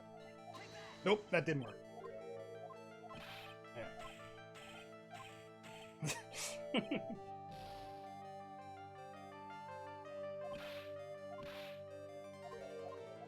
Yeah, I would need the paper, which I gave to Gumshoe. So I need to go back to Gumshoe and get the fucking paper back. I was thinking, like, maybe I could present the chef and say, oh, he doesn't like newspapers or whatever, but that did not work for me.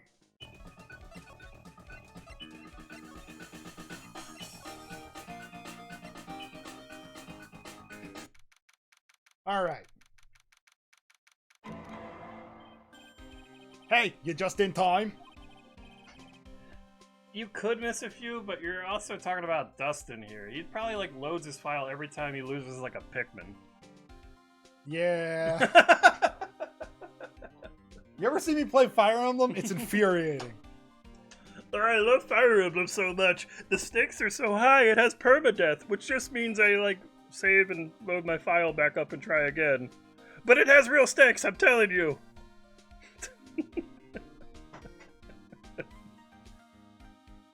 You're not saying anything because it's true. Mm-hmm. What is it, Dr. Gumshoe? The lab got back to me about that newspaper you gave me. I do that. Of course you do. All you Fire Emblem freaks do. I do that. It must mean the sports paper with the memo scribbled on it. So, what did they say? Did the analysis turn up anything? They said the doodle was written by the victim Glenn Elg. No doubt about it. I expected as much. The victim took the paper with him to the restaurant on the day of the murder. That's our best interpretation of the facts at the moment. Sports paper refilled. I was going to say refilled, and I was like, that doesn't make sense. MC Bomber. I get the feeling I've heard that name somewhere before. Ah, well, I guess it'll come back to me. Don't forget to report back to me with whatever you find in that restaurant, okay, pal? Since when did I start taking orders from Gumshoe? Although, I get the feeling there's something I need to show him. To show him. To show him. You got one of them aroma bottles too, huh? Only this one doesn't have a smell. Huh? I don't get you. This was mixed with all the other aromatherapy bottles, but it's not the same. It doesn't even look like the same. Wouldn't you agree? A cologne bottle that doesn't smell, huh? Smells like a skunk to me, pal. Mind letting me borrow that bottle for a while? I want to send it to the lab for analysis. The victim was poisoned, so the contents of this bottle are pretty important. Small bottle, give it a Gumshoe. I had a hunch there was something funny about that chef. You suspect Jean Armstrong? Got that guy's number. I know what his secret is. It must be the same secret Gumshoe was talking about before. I guess I'd better fill you in on the details. About this Armstrong guy's secret, I mean. Alright. Okay. Alright. So, what's Mr. Armstrong's secret? You ever had lunch at Trebian, pal? Yes. Ugh. So how was it? To put it nicely, it was inedible. Hey, don't worry about being nice around me, pal. You and I both know the reason that place is so empty is because of the food. I mean, the place is clean and he's got a girl like Maggie as a waitress, so... Yeah, I guess it's probably the food. The real scoop on the guy is he's up to his ears in debt. Really? How much does he owe? This is a copy of his loan contract. He's about $500,000 in the red. Yeah, it sounds like a lot of restaurants. $500,000? Are we talking about dollars? Yeah. Hey, if it was sterling, he'd really be in trouble. Oh, really? Sorry, that figure just took me by surprise. Yeah, this case is full of surprises. And I'd be willing to bet that chef's got something to do with most of them. That's my hunch. Tender Winder. I like the name. Any info on this scooter? Alright,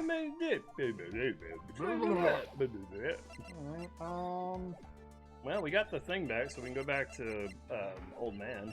Yeah. Oh. Or Maya, it looks like Mr. Armstrong's really taking a shine to her. I suppose I'll just have to let her work in the restaurant for a while. I'll go pick her up for trade round once things have cooled off. Very cavalier attitude you have with your assistants there, Phoenix. No, Old Man in Vitamin Park. Yeah. Gotta move from here. I wanted to see if there was anything else to talk to Maya about real quick. Gotcha. Got more stuff. Alright. Fast forward. Speedrun mode.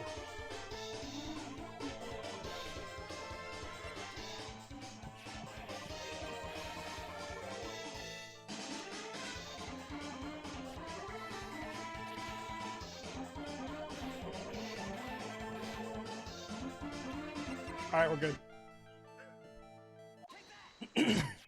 Take a look at this. What is it? It's a newspaper I found behind the magazine rack at Trilogy. So, what of it? This was the only paper there, and it's dated more than a month ago. What? Do you see what I'm getting at here, old man? That restaurant doesn't get newspapers. This is just one that a customer happened to leave behind. Tell me, why are you so determined to hide the truth? I'm not hiding anything. I'm going to have to put this guy out of his misery. Listen, the real reason why you go to Trilogy so much is... What are you asking me about that girl for? She was the waitress at Trilogy. Ah! Therefore, the answer to the mystery of why an old man would drink expensive coffee at a terrible restaurant is the waitress. So you remember that movie As Good as It Gets?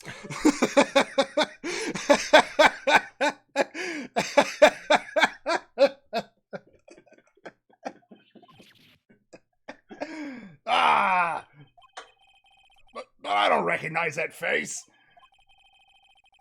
And before his big red nose starts gushing blood anime style. I hope not. That's a lot of blood in there. Yeah, that's bulbous there. And you probably telling the truth here. Because you weren't looking at the girl's face. But her outfit. That's the truth, isn't it? You became a regular at the restaurant because of the waitress's uniform. That uniform is all you could think about. Is it more sexualized in the Japanese version? Or The skirt is very short. Okay, I cannot tell. It's from hard the to art. tell from this, but the skirt of the thing is very short. And I think it's a translation thing. I think it was like specifically he's looking at her butt or her legs or Or something. making her like tip over or something. Yeah. You look up it. Yeah, And they just kind of cleaned it up a little bit. I think so. I think that's There likely. has to be something. Yeah. But, alright. Note to self. Google that later. Enough, please. Enough, please. No more. Stop saying that word. Stop saying waitress. Stop it. Stop it. Stop it.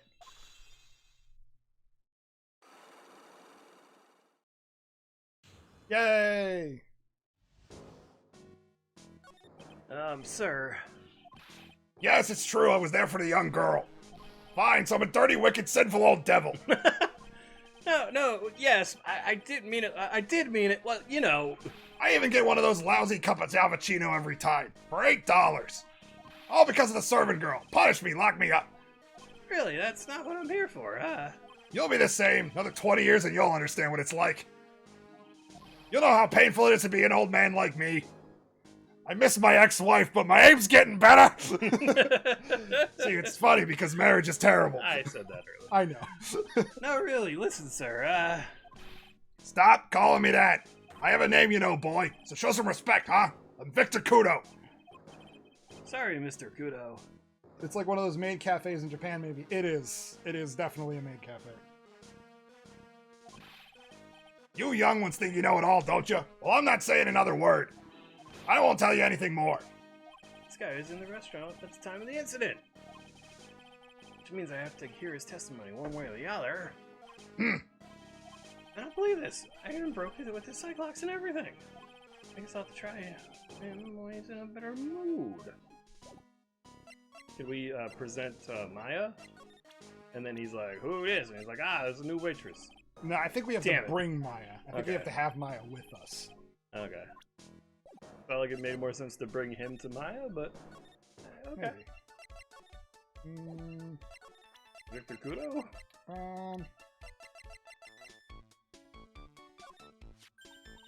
Oh, it's that old man. Is he still feeding the pigeons? Yeah, he fed me as well. I got a bunch of those seeds in my eyes. Ooh, ouch.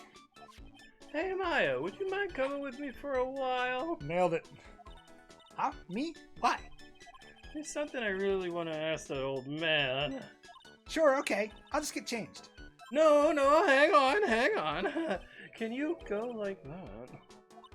I guess? Sir. You again? He's just holding Maya in front of him. Take that! Well, I see. Nick, his eyes are burning into me. It's okay. I think it's going pretty well. Gah! Huh? You're still just a little child. Run along and play on the slide, alright? Play on the slide? We were so close. Just a little bit more, he would have spelled. Pigeon. How can we crack this guy? Excuse me, please, sir. Quiet! Can't you see I'm feeding the pigeon? Mia! It's like... You okay?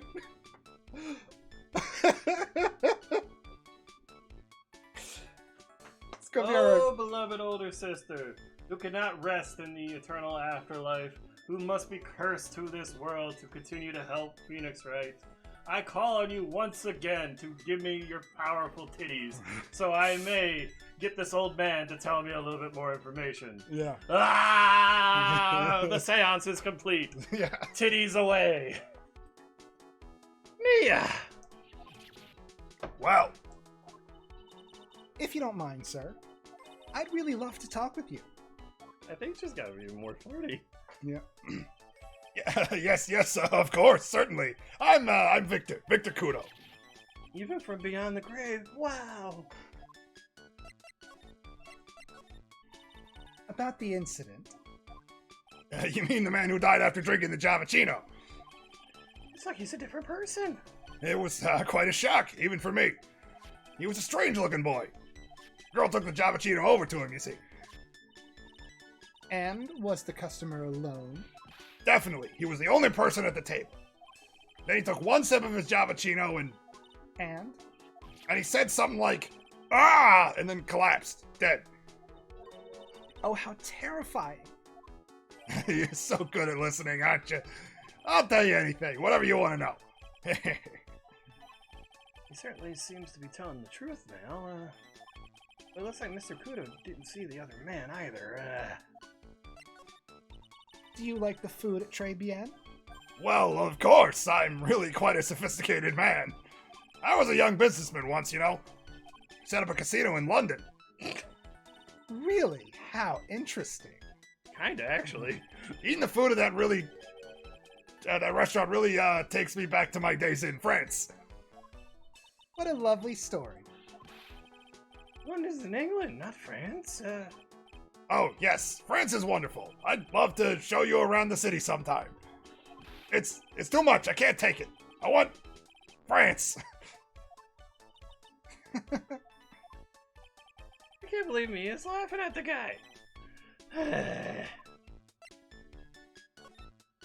You visit Très Bien a lot, don't you? Of course, I mean, yes. I'd like to come and see you there. Really? Oh, you flatter me so. The owner would be delighted to welcome you, I'm sure. Careful that chef, my dear. The chef, you mean Mr. Armstrong? That's right. The man's an ex-con. He's an ex-con? Whatever did Mr. Armstrong do? Oh, no. No size. I can't take this. He has really got this guy eating out of her hand. He steals things from his customers. From his customers? Gloves, handkerchiefs, little things mainly. He's a pilferer, so you be careful around him, my dear. Are you sure about this? Of course. He was arrested for it once. I was there when it happened, having my Javachino. He really is a regular. Let me write you a little haiku about it. A haiku? A Japanese poem. Wow. It'll explain all you need to know about that chef. Convicted for a victim man or woman, repeat offender. If he takes anything again, you let me know. If it's not too expensive, I'll buy you a replacement. Poor guy, he couldn't do enough for Maya. Okay, Phoenix. that's about as much as I can do to help. Thanks, titties. We got some really important information thanks to you. Honestly, I can't believe Maya called me for something like this. Oh, What, you were busy being dead? I'm sorry to take you away from dead things you were doing. I was tending to matters of grave importance, Nick. Whoa! And I'm deadly serious about that.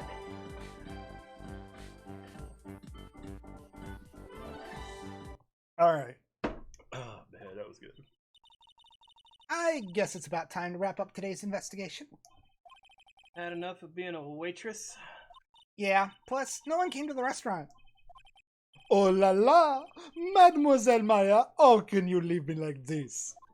Are you gonna pay her a few bucks? I'm sorry. That reminds me. Mr. Armstrong had a Siglock or 3, didn't he? I'd have to break those. Mr. Armstrong, I hope you won't mind, but I'd like to have another word with you. Volontaire, of course! I don't know if Mia has a choice. Yeah, She seems like she gets sucked into it. yeah, maybe. Well, I mean, I think she can probably just say, "Now you're on your own." like, I think the spirit has to be willing to do the channeling. I forget how it works. Because They- she said, like, willing to call me for something like this. Yeah. I guess it's like, hey, I need your help. Oh, okay. Oh, this is what you need help with? Okay. Yeah. Very weird to think about it from any angle. Yeah.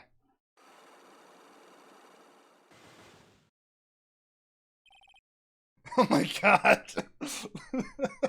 that's right. What is happening? I do not like this horrible feeling. I have to know the truth. What happened that day? Probably need the bottle. Hello, I will confess everything. Just don't hurt me. Huh? That's a new world record. It was a lottery ticket. A lottery ticket. The man who died here had a lottery ticket for $500,000. $500,000?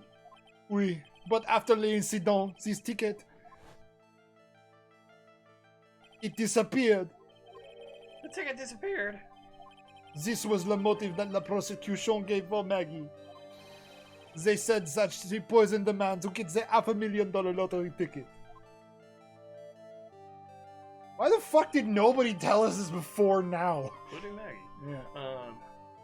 Why didn't the fuck anyone tell us about this before now? Hello. You've been trying to hide this information about the lottery ticket from me. And I want to know the reason why. No, monsieur, you doubt me, but I have confessed to you everything I know. Mr. Armstrong, you have $1 million lottery ticket.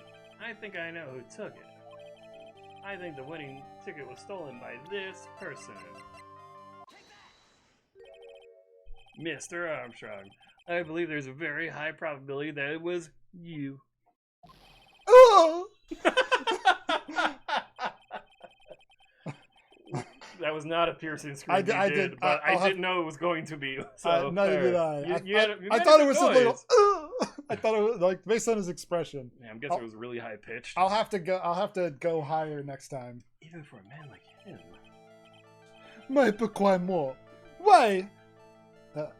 Pourquoi? Yeah, fuck, I fucked it up. Pourquoi moi? Yeah. Why? You have no evidence. I am not Mask the Mask. I am not the kind of person who steals the property of others. Sorry to disappoint you, Mr. Armstrong, but I have evidence to the contrary. I present you proof that you have stolen from others in the past. A haiku, but written by a crazy old man.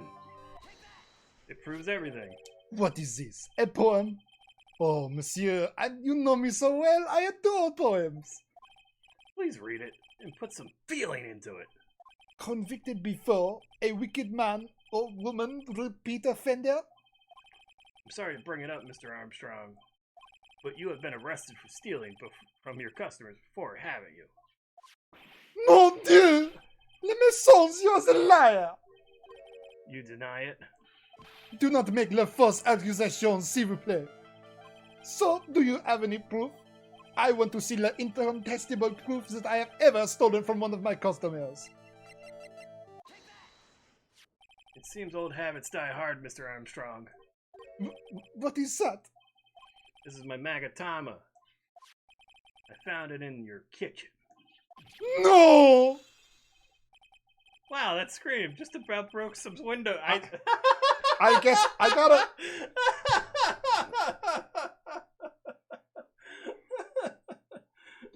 He does it like lean back in the chair and screech, I guess. Yeah, the last one I'll make the last one big. Oui. I have a weakness for little trinkets and la figurines.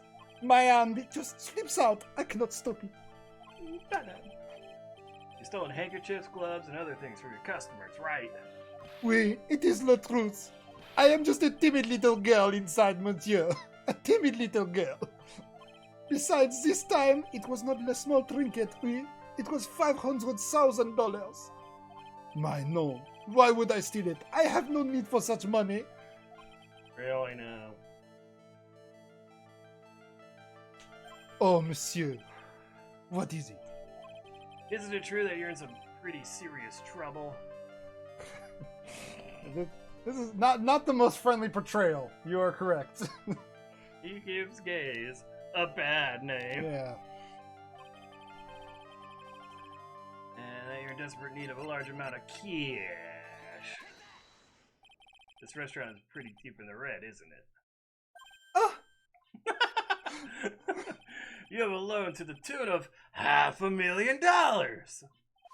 That lottery ticket would have wiped out your debts. Well, Mr. Armstrong, what do you have to say for yourself now?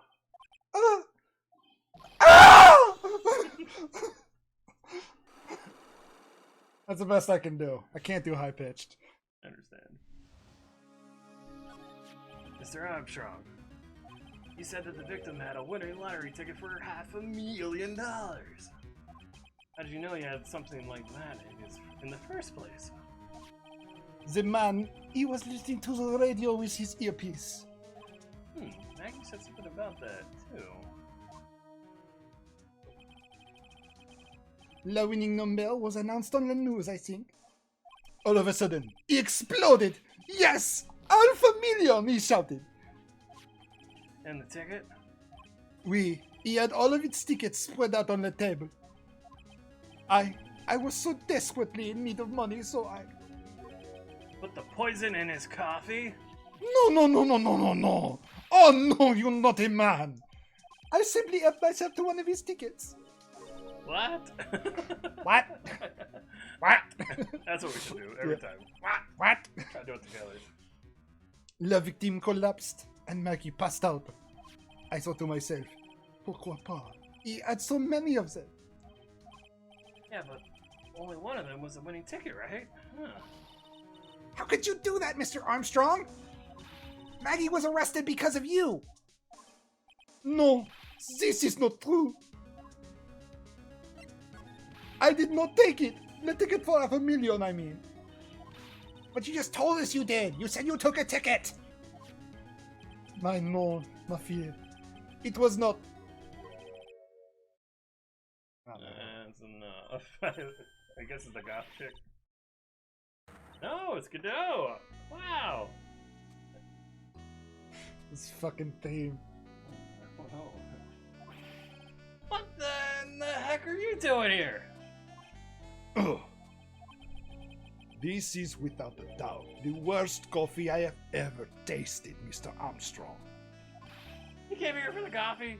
Does this craving for coffee know no bounds? Perhaps Mr. Armstrong stole one of the visiting tickets on the day in question. I am La Hermed, no, just a pretty little girl who everyone is laughing at. But in that case, Maggie shouldn't be the only one under suspicion. He had the wrong ticket. What? Mr. Armstrong made off with the winning ticket's pretty neighbor. The ticket he took was worthless? Not quite. He did win something. $1. You see, I am just a pretty face. Without my looks, I have nothing. So, what happened to the winning ticket then, huh? The one he meant to steal. Indeed, what did happen to it? I don't like spoiling myself by watching trailers, so we'll just wait and see how the movie turns out tomorrow, won't we? And then he disappeared. Voila, you two. Time to wrap it, pretty little airhead. Looks like I won't be needing this note anymore. Victor's note thrown into the trash. That seems like a bad idea. Yeah. Looks like we got a new mystery now. Namely, where did the winning ticket go? I got a bad feeling about this. Well, anyway. We can't let Maggie suffer any longer for this, and certainly not again. Enjoy your free Hot Wheel car, you creepy chef. Oh man, you know, I just had the thought now of doing his voice as just the Swedish chef from the Muppets. It's a little funny. He says a lot of words. He though. does. He's very, very talkative and very, very French. So I don't think that would have been convincing. I don't think we could have kept that up. But No. it was hard to switch from fucking Armstrong to Godot. It's such a different energy. Oh, I see. I guess I should have expected this. Nobody saw the other guy, huh? But he was there when I took the coffee over, sir. Scout's honor. Maggie! Ah! Detective Gumshoe! Are you doing all right? How are you feeling? As if you need to ask either question, sir. Don't let him get you down, Maggie. And don't forget to eat well, okay? Roger. Hey, you! Yeah? You'd better square this case away, got it, pal? Maggie's innocent, you hear? If you screw up, then I'll be doing some squaring away myself. Squaring away some paperwork for your arrest. I think he's serious. Hey, Detective, you're on our side for once, right? Yup. So you'll be able to help Maggie out, right? Really? Can you, sir? Of course. I've got the situation under control. I'm gonna be the first witness on the stand today. If something I say don't mess with the facts, make sure you point it out, alright? Sure. Okay, we're forming a united front today, pal. You get me? I love how fired up he is. Can't tell you how grateful I am, sir. I've always admired you so much, Detective.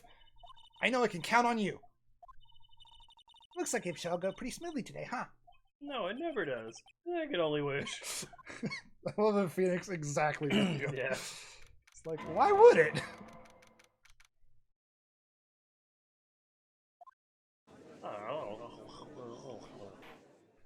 Court is now in session for the trial of Maggie Bird.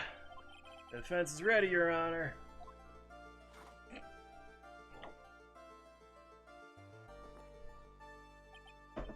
Ah, bitter. Mr. Wright. Yes, Your Honor. What's wrong? Nothing. It's just whenever I addressed you in the previous trial, your response was, "You was talking to me." It was a little, well, intimidating. No, that wasn't me. That was the phony Phoenix. I see. So our trusted Phoenix Wright is back with us, is he? Our trusty. So, Mr. Godot, your opening statement, please. Mr. Trite, whether you're a fake or the real deal, we will find out soon enough through this trial today. Well, I can already tell you, I'm the real Phoenix Wright. I wasn't questioning whether you are Phoenix Wright or not. I was questioning whether you had studied law or not. He's right. That's what I intend to find out. There's no denying it. I won the syndicate. The behind the mask is a man who really hates me for some reason or another. As everyone is aware, the court has already given a verdict on this case for once. Therefore, I won't stand for irrelevant testimony during this retrial. Nor I stand for a simple repetition of the evidence presented in the last trial. I'm not planning on repeating anything that phony me said, trust me! Now then, Mr. Godot, please summon your first witness.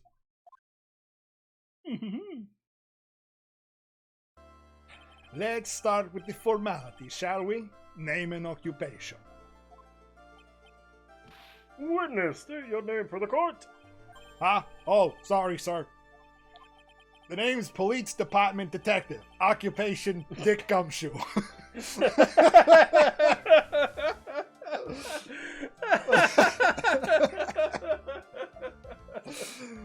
Oh, Gumshoe, I fucking love you.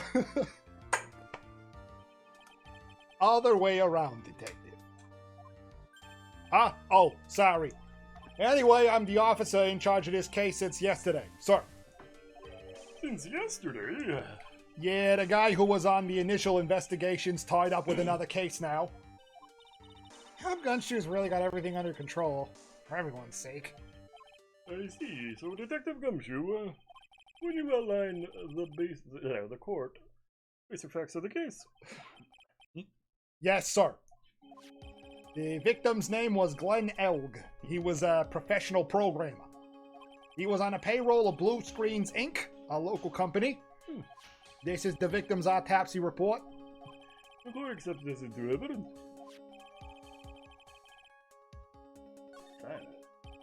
And here are the floor plans of the restaurant. When the incident took place, the victim was sitting right here. The poisoned coffee was brought over to him by the waitress. Oh, the waitress being accused? Yeah. The victim died from poisoning almost immediately after he took a sip of the coffee. At the time of the incident, there were 2 other people in the restaurant. Mr. Jane Armstrong, the owner and chef, and a regular by the name of Mr. Victor Kudo. A detective like these, who needs criminal masterminds? Exactly.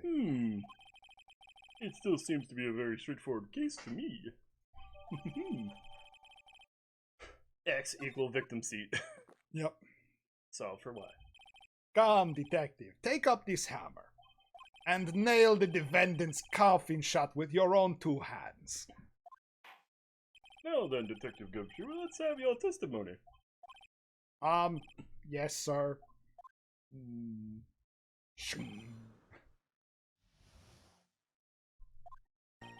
When the incident took place, the victim was alone at his table, sir. We understand that the guy, Glenn Elg, was listening to the radio at the time. Traces of poison was found in his coffee cup, and what we found was potassium cyanide. Cyanide. That stuff really packs a punch. And, it looks like Mrs. Bird might have had, well, some kind of a motive.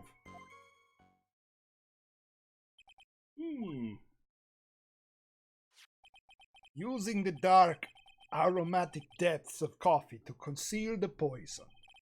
Classy lady. The facts of this case seem to be ironclad. Mr. Wright, I would ask you to begin your cross-examination, but... Yes? Please, no intimidation tricks this time around. Is that understood?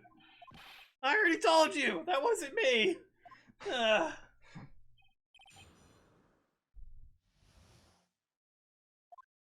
Get ready to feel the power of attorney! Can I stop you for just a minute? Huh? What is it? Did I say something that contradicts the evidence? He's so desperate for that to be true, he's practically crying. Your testimony just now doesn't match the testimony given by Miss Bird. She claims that there was another man at the victim's table. Yeah, that's what she said, and I... What killer wouldn't say that when faced with an homicide conviction? Hey! Sadly, her testimony isn't supported by the owner or the other customer. Isn't that right, Detective Gumshoe? Yeah, it's true. Their two testimonies tie up on that. They both said there was no other guy at the table. What should I do? Should I press on this point a little harder or not? Press a little hard. Yeah. There's no penalty right now. Well, maybe the other witness just missed him. Perhaps their view of the victim's table was obscured in some way. Ha! That argument is as weak as the coffee is très bien, right? I have here in my possession a ticket. A ticket? Looks more like a photo to me. Yes, a one-way ticket to Guiltyville. Population the defendant. I fucking love this guy so much. Welcome to the truth. Oh my gosh.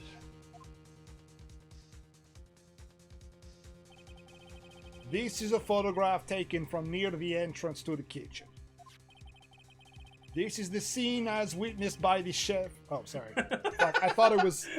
It's okay, go ahead, just go. Yeah. I think the court will agree with such a clear view of the scene of the crime. How, Mr. Wright, could anyone have overlooked a second person at the table?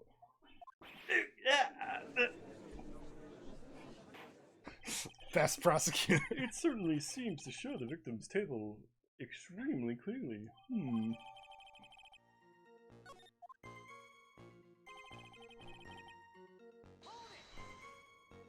He was listening to the radio, you say? Yeah, he had a portable radio in his chest pocket. Maggie told us that too, didn't she? Something about how one of them had some sort of earpiece. What should I do? Should I press on this point? Oh, let's keep going. And what was the victim listening on the radio, Detective Gumshoe? Huh? Should I know? Thanks a lot. We're now one step closer to the middle of nowhere. This isn't going very well, is it? Detective, could you perhaps tell us about the poison and how it was used? So, traces of the poison were found in the coffee cup and nowhere else. Not sure I get you, pal. Was the poison a liquid or was it a powder? If I had to put it in layman's terms, I'd say it was a powdery substance. So the poison could have been anything that was on the table. Sugar, salt, pepper. Objection! It's so bad. Ha! Do you put salt and pepper in your coffee, Tripe? The victim took his coffee black with no sugar. David, I have not played this before, so please no spoiler. I have played it before. And I'm having fun with this one. It seems the poison could have only been in the coffee. What should I do now? Should I press on this point a little harder? That. Yeah, You have to. yeah. Are you absolutely certain the victim even drank any of his coffee? Huh? What do you mean? Well, according to this file, the poison was found in the victim's coffee cup. But what proof is there the victim ever drank any of it? Oh, hey! You're right! That's what I was thinking. In case you were wondering, that last objection was for the detective there. Huh? For me? Oh, hey! You're right. You may be fooling the court, but I'm not falling for it. If you have the time to waste, you have the time to present that piece of evidence. That piece, sir? Yes, that piece.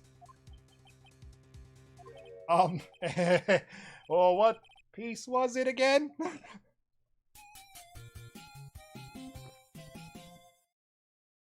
This! Should I be grateful this coffee's only hot enough to give me first degree burns? Oh, now I remember. This is the, victim's coffee cup.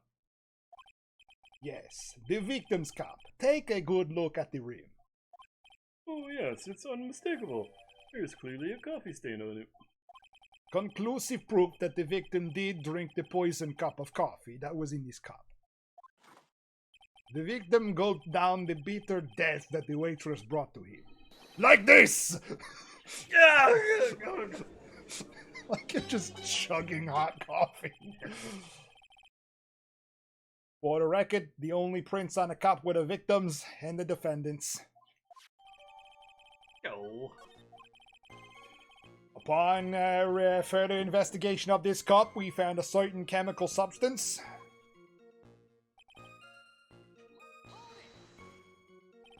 Potassium cyanide? I've heard of that chemical before.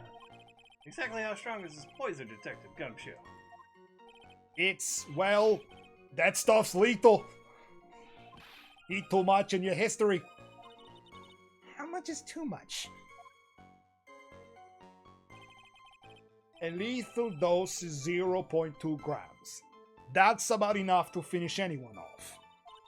0.2 grams. How much is that? I know it's in America.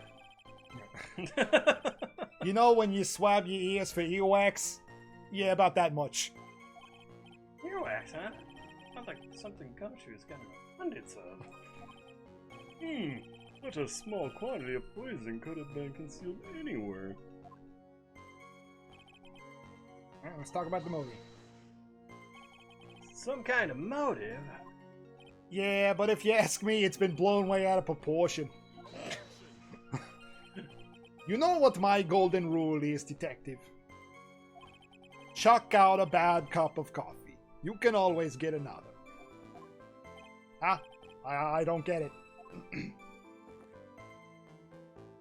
I'm saying we can always get another witness on the stand if we have to chuck you out. So stick to the facts, Detective. Now then, what was Miss Bird's motive? Come on, Gumshoe.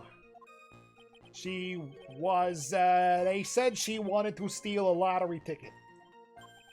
I knew it. I heard yesterday, too. It disappeared from the scene of the crime. And it wasn't just any lottery ticket. It was a winning ticket for $500,000. Mr. Armstrong knew about the ticket too, didn't he? But he stole the wrong one. Then, is it possible Maggie stole the winning one? What should I do? Should I press on this point? Yes. Yes. Wait a minute! The mere fact that the lottery ticket disappeared in no way implicates my client. Ha! I have here in my hand the very ticket in question. That's a $500,000 lottery ticket? One of the female police officers found it when she was conducting a search of the defendant. What? Oh, well, it's not looking good. Order. Not looking great for Maggie. Order. Ha! She's quite a lucky bird, our little waitress. You will submit that ticket to evidence in the court immediately. You might better keep an eye on that ticket. The way the judge's voice is quivering. This ticket was presented to the court in the previous trial too. But it feels heavier now, somehow. $500,000, you say? It's just a scrap of paper. What matters is where it was found, Your Honor. $500,000. And that's on Maggie's person, unfortunately. That's enough. The facts of this case seem pretty overwhelmingly clear to me. The defendant had ample opportunity to commit the crime of which she is charged. Furthermore, it seems beyond reasonable doubt that she did indeed commit this crime. I like an old man who knows the score. There is also the matter of a $500,000 lottery ticket. That alone provides a very credible motive. I mean, for that sum of money, I might even be tempted to bend the rules. I don't mind an old man who is weak to the siren call of money. You have a lot of likes in old men. Yeah. Not good, Nick. The evidence against Maggie's starting to pile up fast. Yeah, that's because the court has ruled guilty once already. I'd say it's about time to wrap up this repeat performance with one final decisive piece of evidence. He's got more evidence against Maggie. This is the apron the delightful Wisp Bird was wearing at the time. Wow, that's not the cleanest apron I've seen. That stain that looks like it can't be blood, can it? Huh? Ha! It seems the star of our play was a little flustered and somehow spilled coffee on herself. The coffee? That's not exactly the first thing that caught my eye. Of course, the coffee stain isn't the most interesting thing about this apron. No, there's something else that stands out even more. Something else? I presume you mean... Of course, I'm referring to the pocket. The pocket! A search carried out right after the incident uncovered this. Potassium cyanide, the very poison used by the killer, was in her apron pocket. A bottle of poison in Mackie's pocket. Yeah, and Maggie's prints were the only ones on it. What? Order. The court will accept these items as evidence. Apron? Yes, inside it. There's something still bothering me, Mr. Godot. Why have you not explained the bloodstain to the court? Bloodstain? What bloodstain would that be? Don't play games, prosecutor. The blood-colored stain that's smeared all over the apron. That's ridiculous. No one told me anything about a bloodstain. Don't need to be told, just look at it. Do you have eyes? Well, detective, could this stain really be blood? No way, sir. It's just ketchup, sir. Ketchup! She must have gotten some on her apron while taking someone their breakfast that day. You could have spoken up a little sooner, Detective Gumshoe. Pull a stunt like that again and I'll have you drink 17 cups of ketchup, witness. I don't think you could even handle that much ketchup. Oh, that's a lot. In a mug like that? Maybe for $500,000. Maybe for $500,000, yeah. I thought everyone knew what it was already. Poor Gumshoe. I haven't seen anything yet to make me doubt the ruling I made in this case before. The motive, the opportunity, and the supporting evidence, they have all been clearly established. Well, Wright, it seems you really are a phony after all. He really knows how to drive a man nuts. Witness, please continue with your testimony.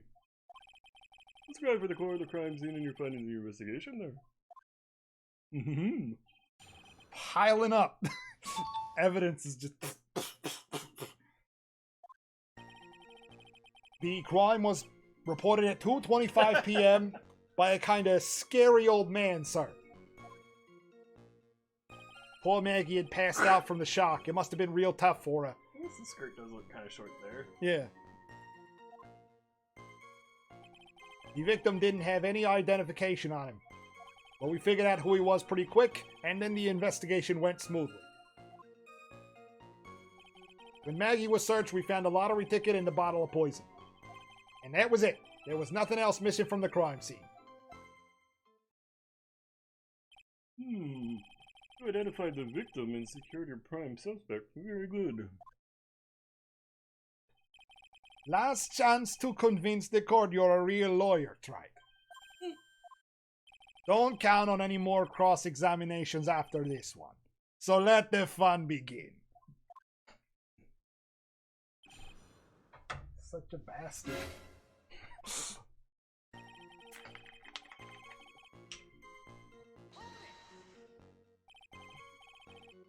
Scary old man, Detective Gumshoe.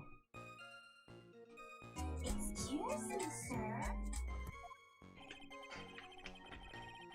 There's an old man who's a regular at the restaurant where the incident happened.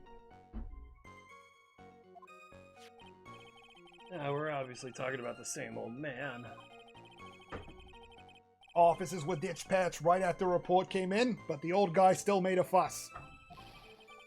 What took you so long? Then he hurled abuse at him. And seeds. Seeds. Ha! It was nothing. I caught each one with my teeth. Gross. Gross. Disgusting.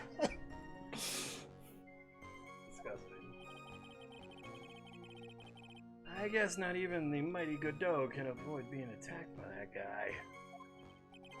The old man was the only other customer in the place at the time. He took his time finding a payphone apparently, so he was late recording the crime.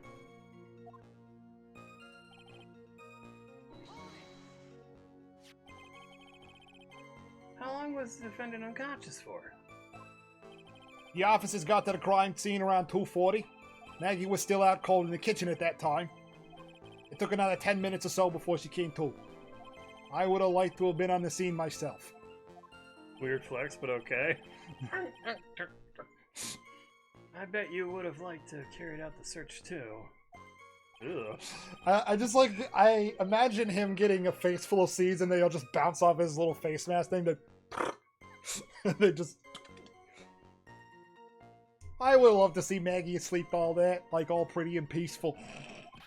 You're a professional, Detective Gumshoe, not a professional bird watcher. Save the romantics for your own time, detective. All we need to know about is the investigation. Oops, I guess I'm pretty red right now, aren't I?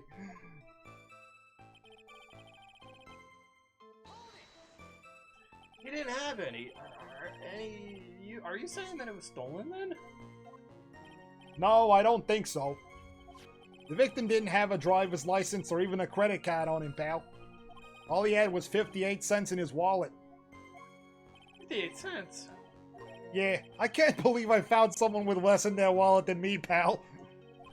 The victim sounds like he was thoroughly miserable young piece of shit. Or some kind of outlaw. Why not give him a bit of an edge?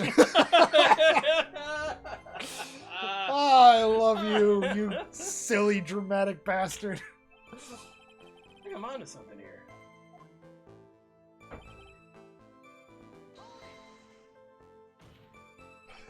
Wait a sec. Ah, did I say something dumb again? Let me paraphrase what you just testified to the court. The victim didn't have any firm ID on him. That's what you basically said, yes? Yeah, basically. In that case, how were you able to identify the victim so quickly? Oh, that. You still let down. He's got the whole sagging shoulder and puppy eyes thing. What? There was a prescription bag on the victim's table along with the lottery ticket. It seems Mr. Glenn visited his doctor before he went to Très Bien.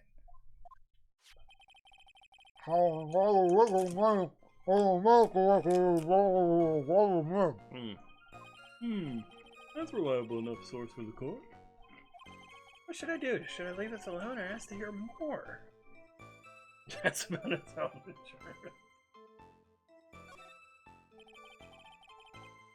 So what sort of medicine was in the bag?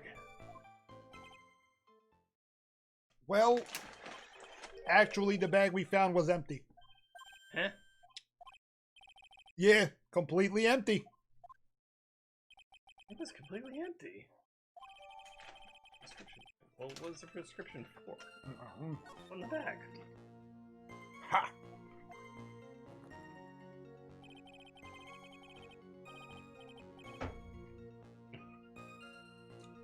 You're entering an empty paper bag as evidence. Desperate, are you, Triton? Now, what happened with the investigation after that, detective?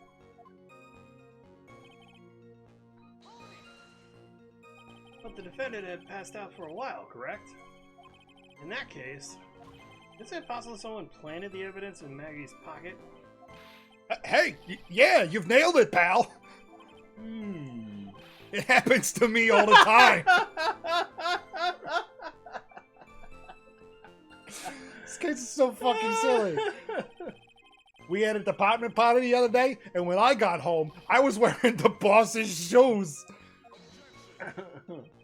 Keep up this crazy testimony, detective, and those shoes will end up down your throat. Good lord. Sorry. So try it. Someone planted the evidence in Maggie's pocket. That's a pretty bold statement. Care to back it up with some evidence? I'd love to if I had any. It appears you have no evidence to support your theory, Mr. Wright. Continue with your testimony, witness.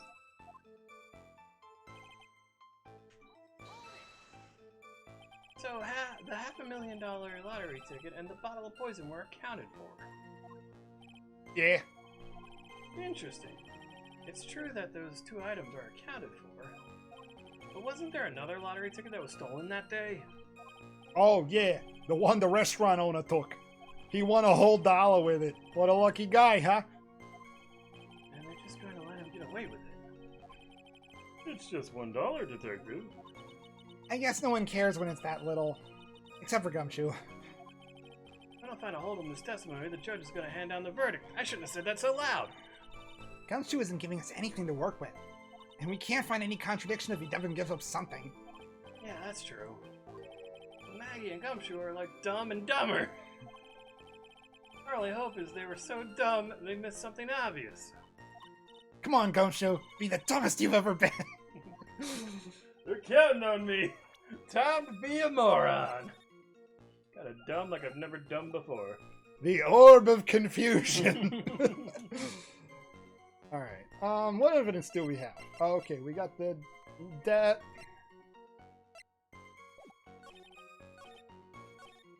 I'm a little lost what you need to hit here. I'm thinking it has to do with, like, him not having enough money to pay for the food. So the menu? No, that's not it. Oh, wait, hang on.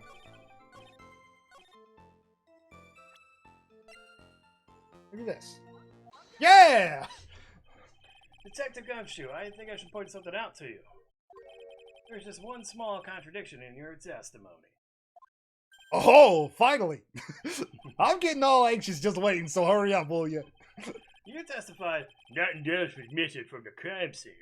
Yeah, that is what I sound like. however, the prescription bag you mentioned was empty. Did the officers recover the medicine from the scene of the crime later? No. They didn't.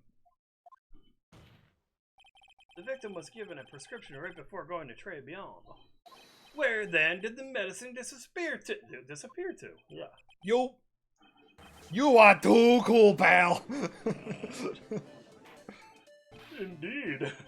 Due consideration wasn't given to the victim's prescription in the previous trial.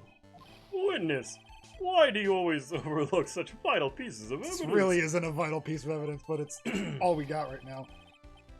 I guess that's the most careless thing I've done so far, huh? The victim was killed by poison, and the victim's medicine mysteriously disappeared.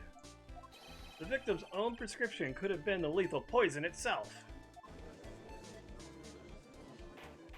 Who prescribes potassium cyanide? I don't know if that's what they're going with, but sure. Yeah. Oh, Mr. Godot, what do you have to say on that? Ha! That's all. What? Read for the court the name of the clinic on the prescription bag, if you will. Cyanide RS. What's the clinic's name got to do with anything? New Ear Oralcologically. Ear, nose, and throat doctor. Yes, what kind of illness was the victim suffering from, Mr. Godot? Hardly any illness, Your Honor.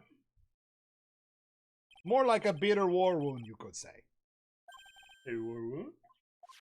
The day before the incident, Mr. Elk found himself in a fight.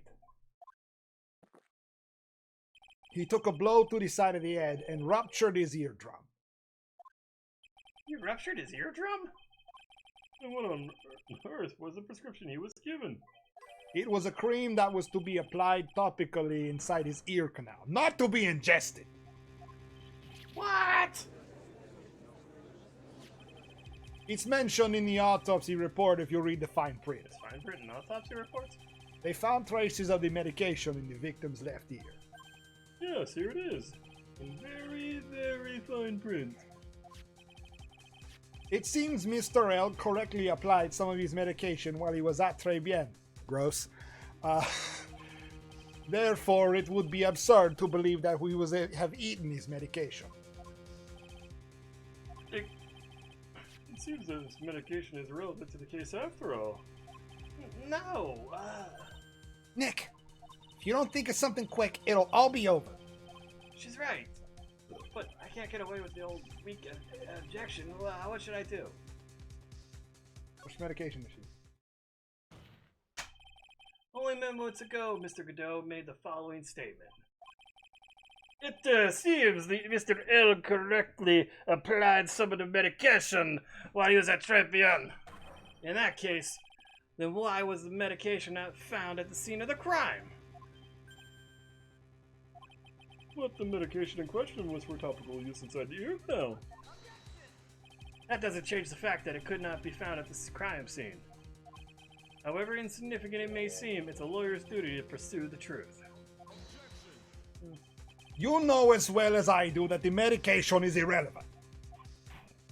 It hardly seems likely that a prescription drug would contain potassium cyanide. It hardly seems likely that the coffee the witness served would contain it either. But it did. The possibility is undeniable. Ah! That's enough. Mr. Godot, is the detective the only witness the prosecution wishes to call? Mr. Godot? I've got my own witness I'd like to call, sir. It's the old man who was there in the restaurant on the day of the murder. Victor Kudo, the pigeonator. Very well. The matter of the disappearing medication seems a little more than trivial at best. However, it wasn't explored at all in the previous trial. And that is something that bothers me. Yay, good job, Nick! The court will adjourn for a 10-minute recess, after which we'll hear the prosecution's next witness. Ha! I suppose this means I'll have to finish you off in my last 6 cups. Or is adjourned for recess? Was it 17 cups of coffee? He never drinks more than 17 cups of coffee during a trial.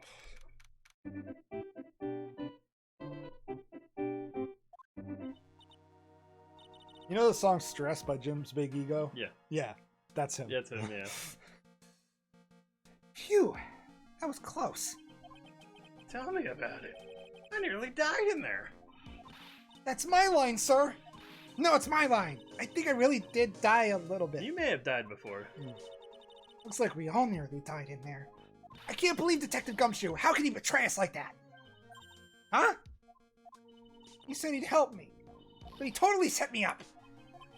I don't think he meant to do that, Maggie. He was backed into a corner. I mean, the guy's got to do his job, right? It's okay. I know all about lies and betrayal. I've had them my whole life. But it really hurt this time. It felt like someone punched me hard in the stomach. I hate that guy. I don't ever want to see him again.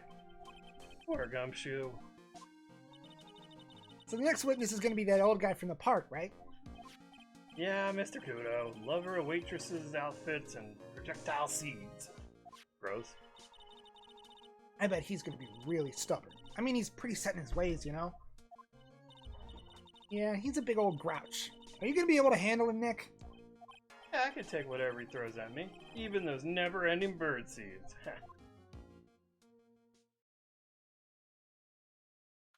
What a weird interlude. Oh, I got a quote for that. Oh. Oh. You do. Was it miscellaneous voice?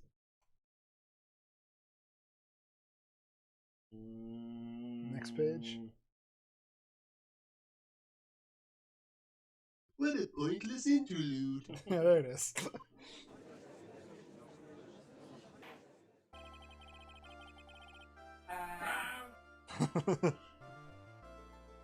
Court will now reconvene for the trial of Maggie Bird.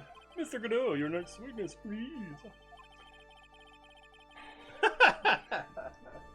The prosecution calls the lucky old-timer who caught the show over a cup of coffee. Will the witness please take the stand?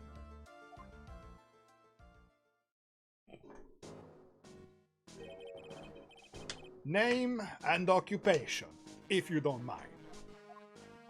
Name's Victor Kudo, born and bred in the land of the rising sun. That's where I live. Honor and duty are what make me. Mind you, I can be quite emotional at times too.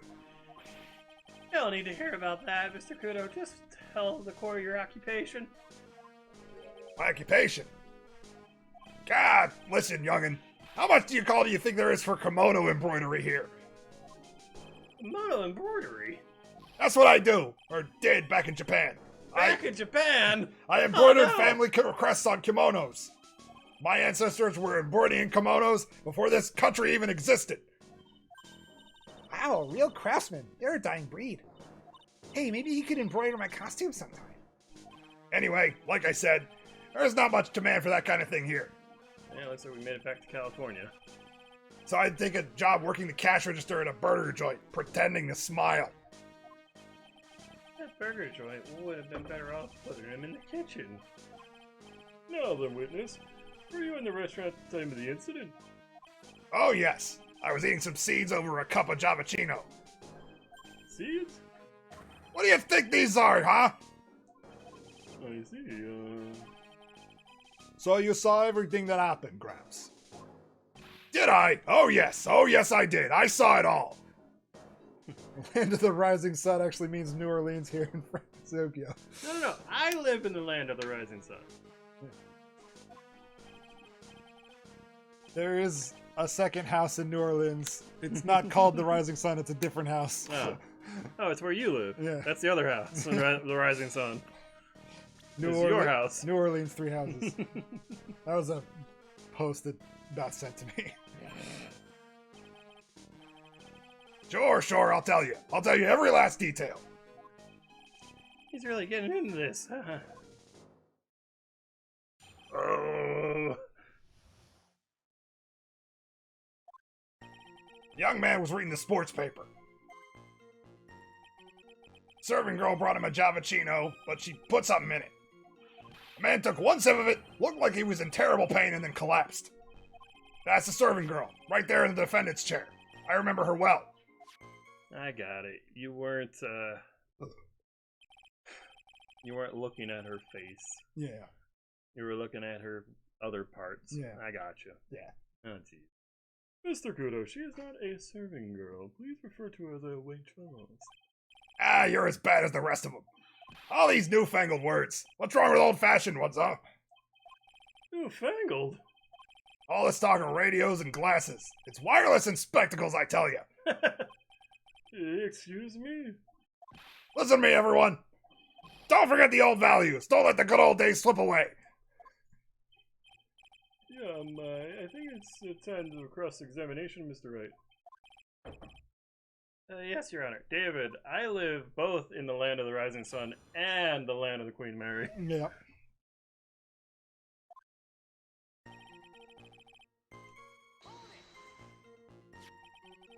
So, you saw the victim then, You saw Mr. Glenelg? I wanted to know if Guts and Braun retained his championship or not. So, he was looking at the sports paper the victim was reading, huh? And at the location in question. There are partitions between the tables on the same side of the restaurant. So what if there are? If you say you could see the victim, that means you were sitting at the table on the other side of the restaurant, correct? Ha! I go to that place to drink Javachino. I don't go to sit. I don't remember which table I was sitting at. You mean you go there to eye the waitress?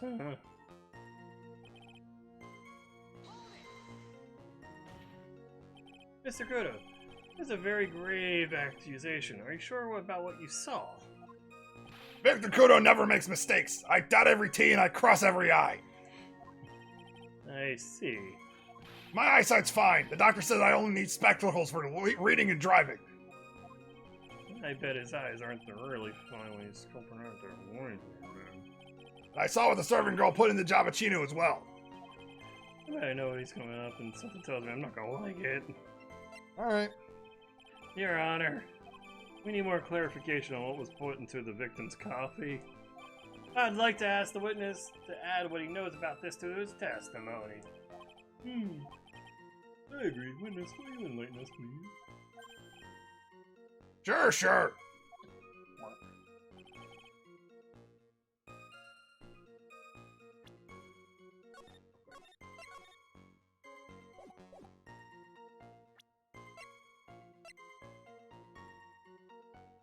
Yeah, well, that's white powder. Impressive. Yeah, I'm going to. Did she really put that into the coffee? You doubt me, boy? She took some out of a small brown bottle and sprinkled it in. Couldn't she have been adding sugar? Sugar? In a small brown bottle like that? Like that? Witness, could you please describe the bottle in more concrete terms? Ha! A bottle like this, perhaps. Oh, there it is. That's the one. That's a bottle of potassium cyanide, I presume.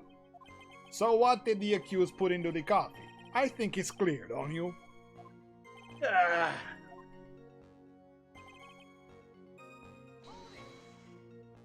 He took just one sip. You youngins, you waste everything. Those Javachinos cost $8. In the good old days, we would have drank every last drop, eaten the cup, and then died.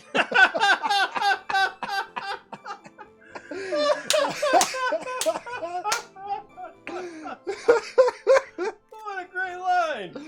Woo! Congratulations, you have earned the title of battiest man to grace a courtroom. The BMTGAC. So it was an immediate death. Well, with potassium cyanide, I suppose that is possible. Oh yes, he slumped over without so much as a twitch. I felt the Javachino I just drank turn sour in my stomach. Oh yes, I know that feeling. And the waitress, I presume she is,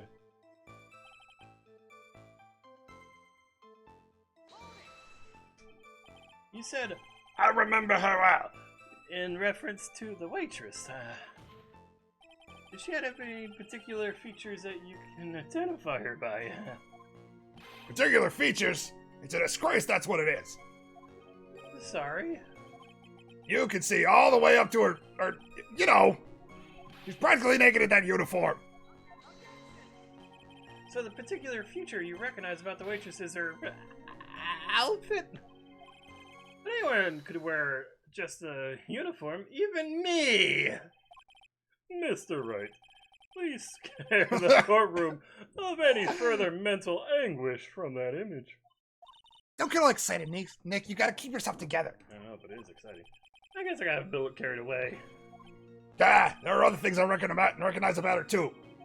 He seems pretty sure of himself. What should I do? Press R.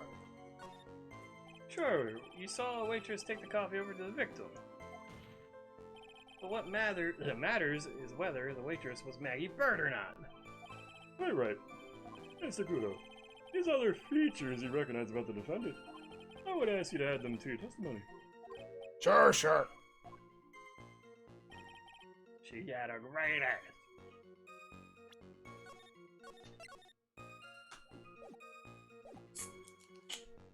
Alright,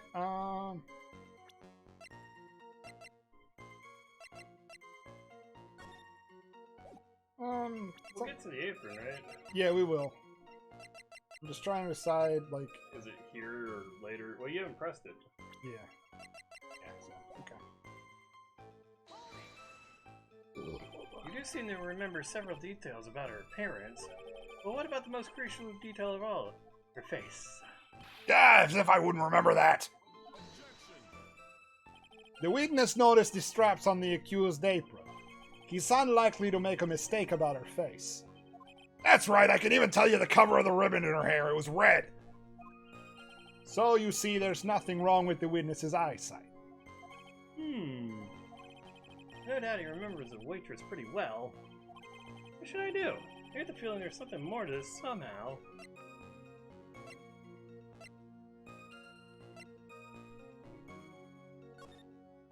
The identified features you described are things that you would see from the back. So what? Is it possible that you never saw the waitress from the front at all?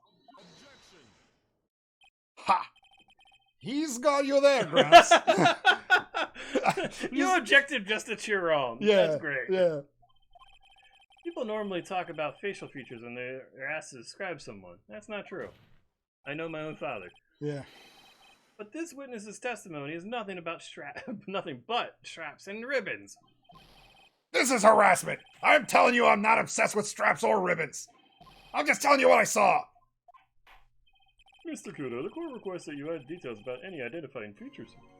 Features you observed from the front, that is, to your testimony. Sure, sure. It's all bad. This testimony is getting longer and longer. And if I can't find a hole in it soon, it'll get even longer, I bet.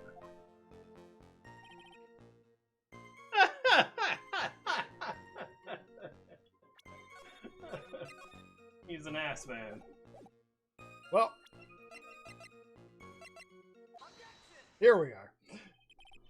Mr. Kudo, I would like you to please take a look at this. Ah, that filthy thing would suit filth like you just perfectly. Actually, it reminds me of what my grandson looks like just after he's done eating. I can't believe he has children. Yeah. Have you ever seen this before? Of course I haven't. You think I'd forget something as dirty as that, huh? Well, you half-witted clot.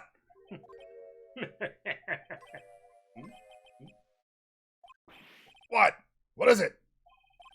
Ever since I said you half-witted clot, there's been an eerie silence in here. Mr. Kudo, this apron is the apron worn by the defendant on the day of the poisoning. Huh? You just said yourself you wouldn't forget something like this. Which means if you had really seen this apron before... Yes, you know what I'm getting at. You could have seen the waitress from the front. Oops. He's got that bashful laugh. Witness! You can't just oops your way out of this. Ha! Well, well. Looks like we finally have a genuine trial on our hands. He's just having fun with it. Listen, Wright, here are the facts. On the day of the incident, there was only one waitress in the restaurant. That being the defendant, Miss Maggie Bird. Exactly. And when that one waitress put the poison into the coffee cup, this old guy was watching. I hope you understand the gravity of the situation, Mr. Kudo. The fate of the defendant may rest on what you say you remember seeing. Just tell the court exactly what you saw, Gramps. You can rely on me, Captain. My nugget's in perfect working order. I can't remember a single occasion when I forgot what burger a customer wanted. He can't remember. I don't know, because he more like he messed up so many times he's blocking it out. Very well. Let's test just how good your memory and attention to detail is, Mr. Kudo. Tell us about what you remember about the victim. Ba-bum. He was another one of those pesky young types wearing a broken pair of spectacles. He had a newspaper in his right hand and the noisy brat kept rustling its pages. The young man was listening to the wireless. I remember that well. And then the servant girl in question brought over the Javachino. The little fidget picked up the cup with his free hand and took a sip. The testimony we just heard was to test how credible the witness's memory is. It seems to me that he remembers the victim in a great deal of detail. Oh yes, I hate those you-know-what types who are so vague about everything. How are we gonna handle this, Nick? We only need to do one thing. We just need to prove the old man's memory is shot. Just trip him up, you mean? Isn't that kind of cruel? I love beating up the elderly. I suppose, but it's what I do best. Being an asshole to old people.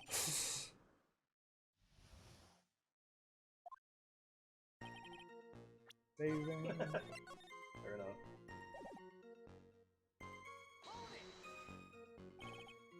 spectacles. Dark glasses to you. One of the lenses was green, but the other was broken. Newfangled rubbish. That's why I remember him so well. He did have some kind of lens over his left eye. I wouldn't have called it a pair of glasses. He seems to be wearing some rather modern-looking shades. Perhaps I should take to wearing some and rival Mr. Godot's sharp appearance. We better come up with something sharp and quick. Guess I'll have to wait and see if I can challenge him about the spectacles.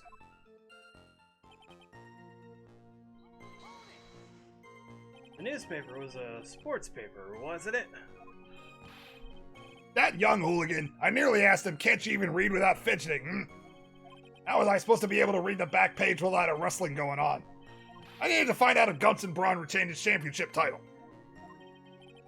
It's his paper, not yours. If you want to know so bad, why you just buy your own? What are you looking at me, that... What? Let me do it. Guts and Braun got beaten yesterday, by the way. Anyway. Alright, I think I know what it is, but I'm trying to figure out... Yeah, so the coffee cup, he picked it up with his right hand.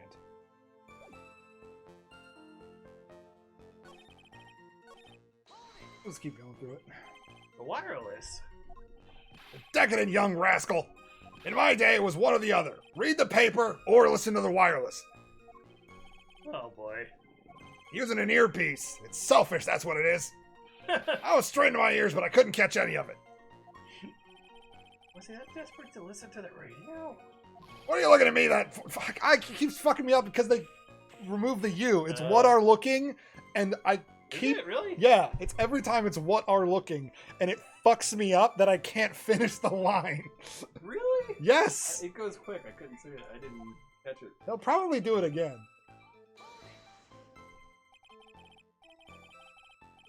You mean the waitress who you only saw from behind, right? You're one of those, are you? You never let anything go, isn't that right? Maybe. What does it matter if I saw her from the front or behind? My eyes don't lie. Ow! I better not push until I got some hard evidence.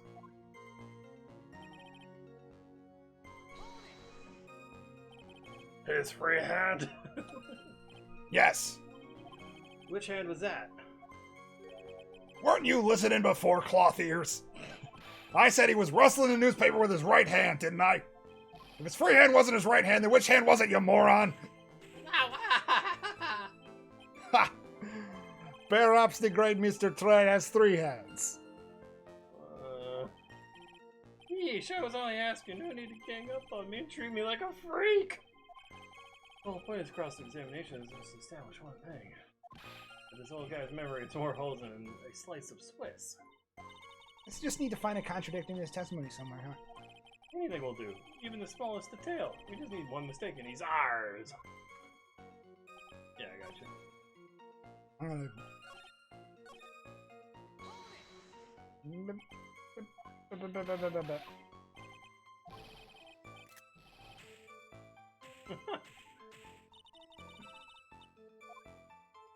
Yeah. Go to the capture.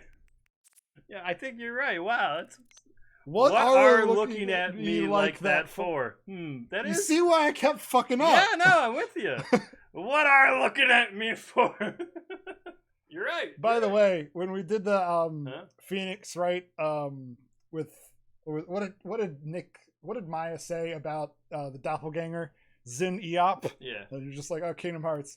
Check out this Xehanort looking motherfucker from Great Ace Attorney. Just by the way. Absolutely.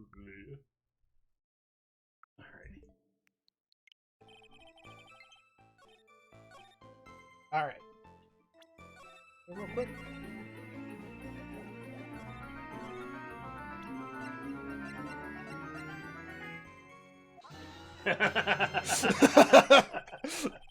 Glad we could time that. That was fun. Mr. Kudo, do you remember what you were told at the start of this testimony? That this was the way of testing the credibility of your memory? I know. There's nothing wrong with my memory, I tell you. Nothing. If I got anything wrong, I'll eat these seeds and sing the pigeon song. Care to tell us where this is going, Wright? According to Mr. Cadeau, the victim was holding the paper in his right hand, while drinking coffee with his free hand, which would make that his left. Ah, what is this? Kindergarten? But I would like the court to please take a look at this. That's the cup the victim used, correct? Yes, and on the rim you'll notice the mark left by the victim's lips. Yes, there is a stain left by the coffee. If you consider where that stain is, you'll clearly see that the victim was holding the cup in his right hand. Granted, that wouldn't prove it for me because I constantly grab it the wrong way and awkwardly drink. Yeah. But how? Well, Mr. Kudo, the court is waiting for your epic performance. You said you eat those seeds and sing the pigeon song. Sing, old man! Dance for me! Mr. Kudo, I'm afraid this is simply not acceptable. I think the witness had better go back to the park where he came from. Wait! If you think I'm gonna stand here and listen to you tell me I'm mad, you're wrong. I don't care about that dirty coffee cup. I know what I saw. You still insist on your testimony? That young brat was holding the cup in his left hand. Oh yes, no question. I'm a good law-abiding citizen, I am. It's that dead young hotbot and you spiky-haired yahoo who are at fault. Hotbot? Oh, man. Thank you, old man. We've heard quite enough from you already. Don't call me old man, old man. I know, I was gonna say, like, what's the age gap? Been around for 68 years, I have. You can't ignore me. How old's the judge? Listen to what I got to say. I'm sorry, Mr. Kudo, but... Sure. Why not hear a little more? Mr. Kudo!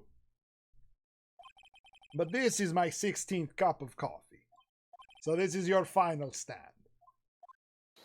Thank you, Captain. You can rely on Victor.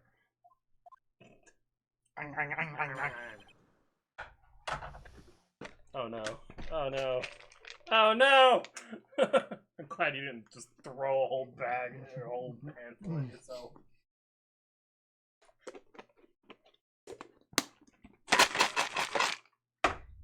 Yum.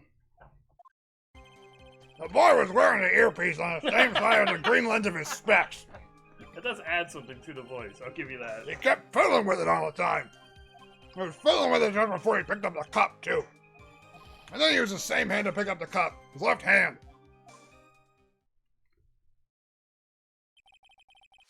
We know the victim. Oh, I don't know why I read it that way. We know the victim was wearing an unusual monocle over his left eye.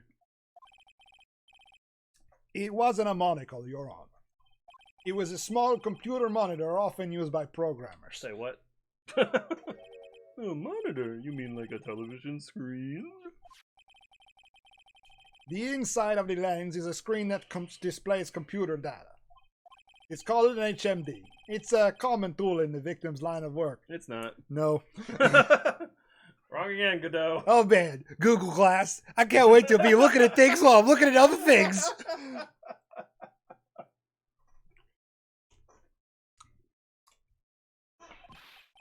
HDTV, DVD, CD, all these newfangled letters drive me mad, but they don't matter. I know what I saw and I'm telling the truth. It's true, he doesn't seem to be lying. And those are the facts in good old black and white. Grumpy old. Alright. Pouring my 4th glass of cherry Dr. Pepper.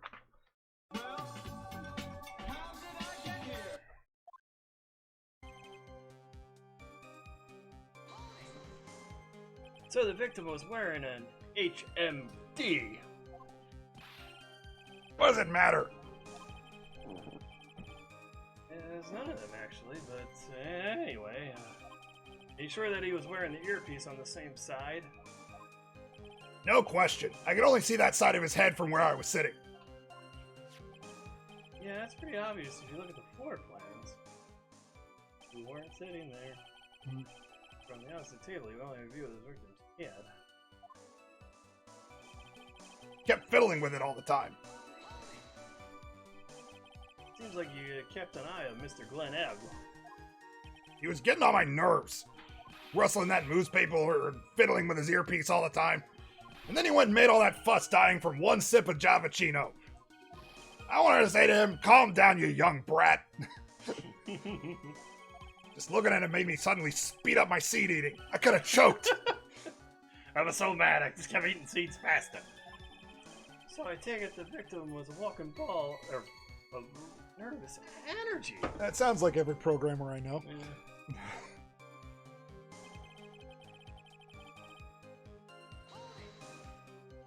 The earpiece you mentioned. Which hand did the victim touch it with? You're one of those people, aren't you? You're the type that uses your left hand to get things out of your right pocket. Or fastens your left cup with your right hand. And when the tour guide says, on your right side you'll see the famous blah blah, you're the only one who deliberately looks left. Well, aren't you? No, I didn't mean, Obviously he used the hand on the same side of his body that the earpiece was in. Ow! So if he had the himd on his left side, I guess it was his left hand.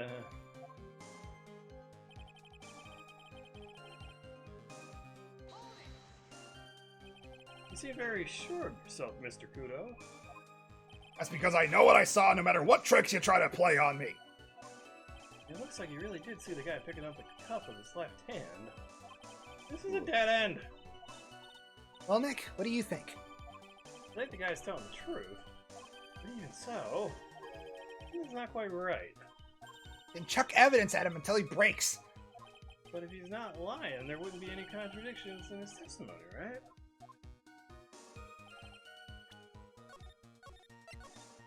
You got this? I think so. Let me just take a look at the profiles again.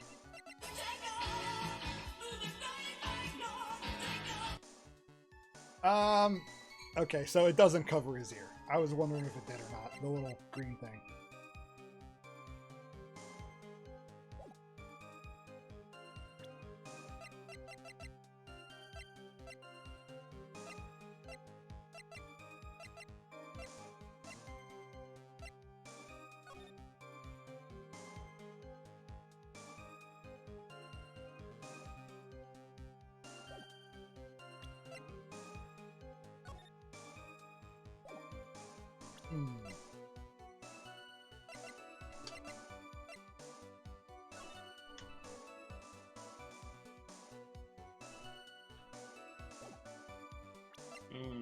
I think it might have to do with the handwriting. Really? Because he was writing in the paper. Seems early for that, but... Maybe. Kept fiddling with it all the time. Was fiddling with it just before he picked up the cup, too. Same hand to pick up the cup, his left hand.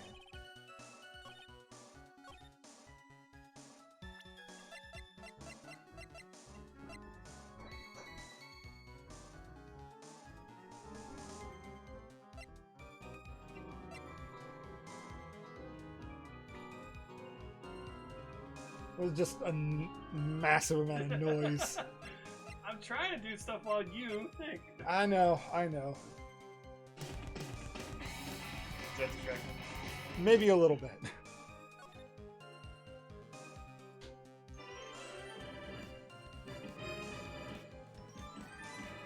You know, for some reason, I don't feel like that's helping very much. Good.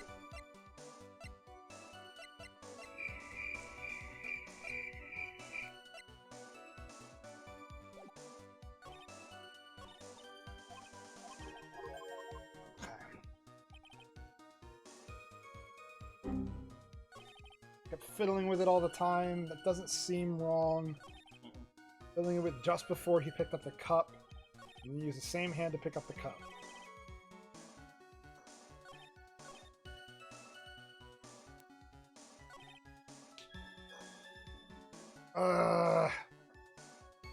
This is... I don't know, this was tough. It's pretty hard. Okay. Left eardrum was... There it is. Yep.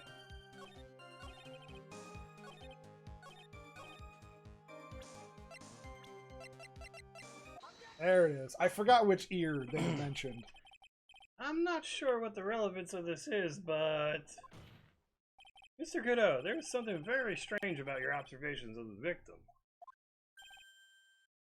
What? You say he was wearing the earpiece on the same side as the... HMD. No question. You can lock me up on it if I'm wrong. It was his left ear without a doubt. I could only see that side of his head from where I was sitting. I don't think so.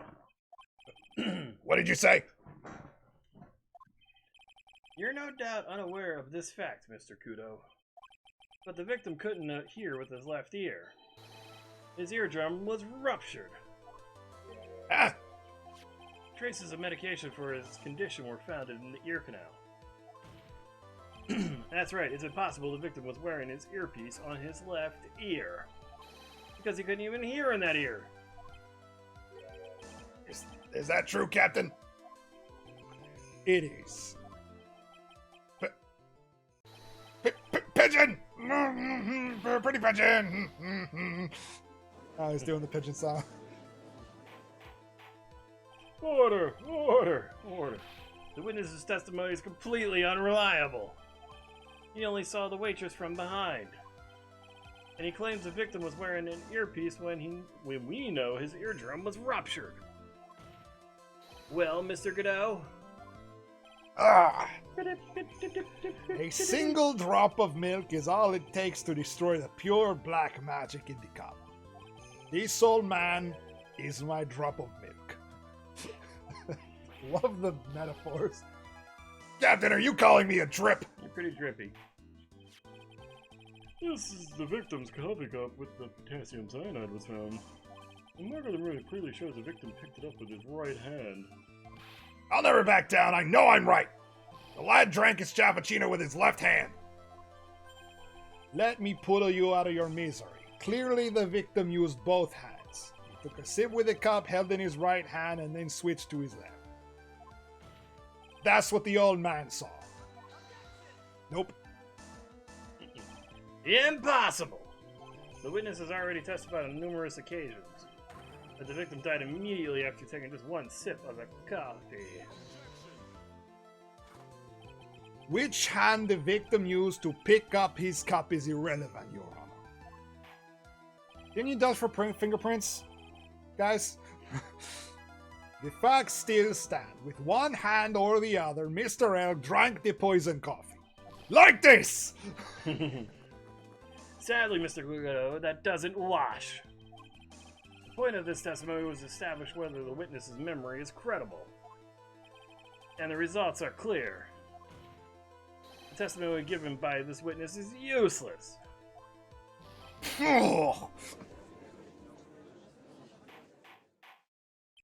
I believe it is time to conclude today's proceedings. I am satisfied the witness is not deceiving the court. But to be frank, this testimony is a farce. Did you have to be so frank? Take that, you pompous old fogey! I'm sorry, Mr. Kudo, you can't reach me from there. I am too high up for you, puny little arms! I'm ordering the defense and the prosecution to investigate this case further. That's all for now. The court is adjourned. What? You messing with me? Wait! If we stop now, where does that leave me? Leave you, Mr. Kudo. Thanks to that blue-suited young upstart over there. I'm just a bumbling old man who can't even dot his T's or cross his I's now. How is your bad memory my fault? I'm sorry, Mr. Kudo, but there's nothing I can do. Kept my mouth shut until now. There's something else the court should know. What? There's... Oh, I'm sorry. Hang on a second, Phoenix. Game Boys, audio. Yeah. There's more? To be perfectly honest, it might not be anything. But I want another chance. I want another crack at you, you young shark. Me? He's looking at me like some evil shogun. Well, everyone, what do you say to one final showdown? The final chapter in this eccentric old man's scrapbook. Sorry, Gramps. I've already had my 17th cup of coffee. What do you got to lose, Captain? I'll give you all the Javachino you want if you come to my house after the trial. I may be 8 years old, but Victor Kudo is still a man. What? That's enough, witness. I believe it will be quicker for the court just to hear your testimony. You bet! Much, much quicker. I can't believe this is happening. Ha ha ha! You better get ready, youngster. I get the picture. Just quit throwing those seeds at me, would ya? He's gotta be using some sort of infinite ammo code on that box of seeds. That's pretty funny.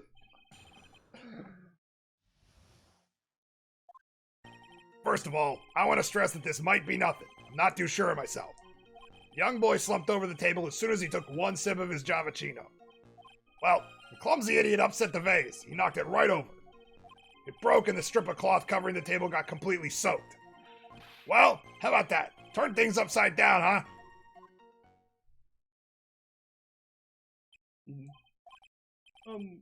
Is that all? Yes, that's all. I remember it perfectly.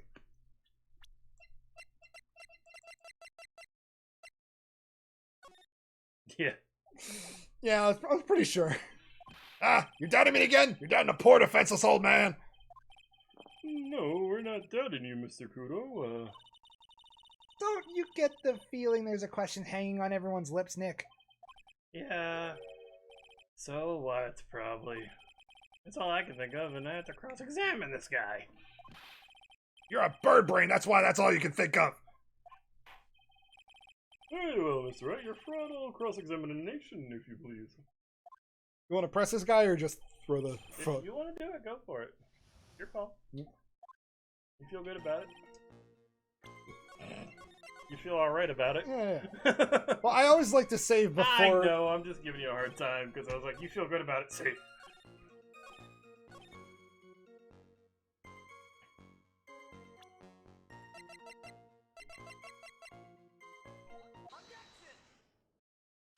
Mr. Kudo, this is a photograph of the crime scene. So what? Look carefully at the table. The vase is there, intact.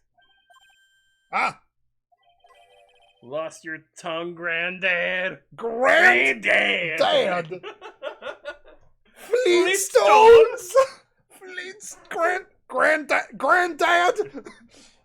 Oh, what the fuck? Granddad!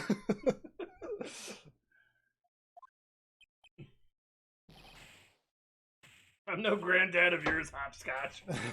No! If you throw any more seeds in this courtroom, the cleaners will be here all night. Ah!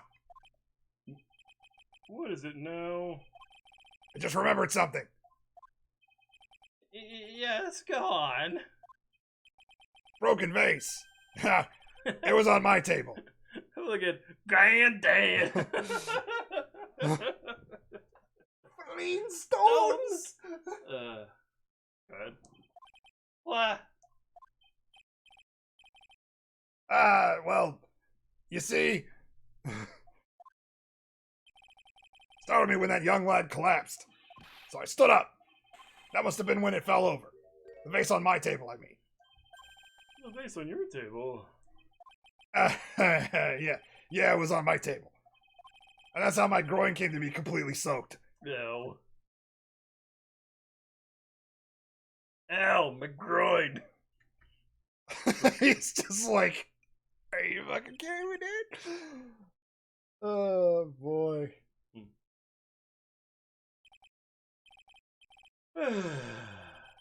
Thank you, Mr. Kudo. You've certainly earned your kudos for today. I'd like to ask a question now. Have I been any use at all? Perhaps that's something you should reflect on yourself, Mr. Kudo. Ah! Wait a minute. If that's the case, there's more. I got more to say. Oh, yes. I remember something else. Bailiff! Escort the witness out of the courtroom. Wait, listen to me! Oh. Wow, they actually did the thing they threatened to do. Yeah. It's like, dude, fucking, come on. Well, we seem to be considerably sidetracked. and I'm still not in a position to deliver a verdict. The defendant has not been positively identified as a waitress in question. Additionally, there are two disparities in the testimony we've heard thus far. The mark on the coffee cup the victim supposedly drank from his left hand, and the earpiece which was inserted in his left ear, out of which he couldn't hear. Wow, Nick, you did it! I therefore require both the defense and the prosecution to further investigate the facts. Yes, Your Honor. There is one more thing before I call today's session to an end. One more thing, Your Honor! The witness we just heard from, he is most insistent that his testimony should be of use. So I summarize it accordingly into this statement. Okay. You may each have a copy of it, if you wish. Whatever. The prosecution doesn't need props like that. Got us really mad, huh? Yeah, that would be too. Very well. Here you are then, Mr. Wright. There are 3 copies, my own, yours, Mr. Kudo's. Yes, Your Honor. When the incident occurred, I broke the face at my seat. I'm sorry. I'm sorry? This isn't a piece of testimony, more like a 5-year-old's apology. What the heck are we supposed to do with 3 copies? That is all. The court is adjourned. Yay! Yeah. Not sure I've seen whatever they were referencing. Okay. You have not. Jen, when I get Because home... if you had seen it, you would know. Yeah. It's not one of those things where you're like, I may have seen that. No. It's one of those things where you know it. Yeah. So I will show you Granddad when I get home.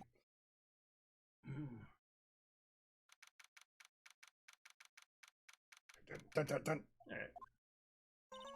How do you think the trial went This morning, How do you think it went, Maya? it got a bit crazy in there. I just wonder if that killed their chances. Yeah, I guess it did. Get out of hand. Mr. Kudo's testimony did nothing to help us.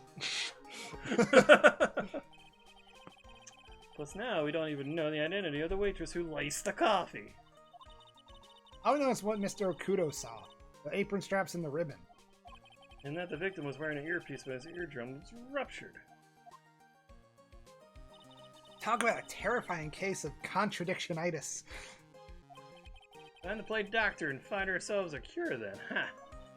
Yeah! We've got to find one for Maggie, or she's gonna have a terminal case of guilty.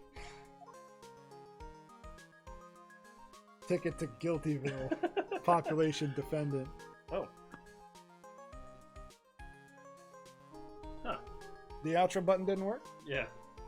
Correct. It's got the little... Did it hit the... Wait, let me hit.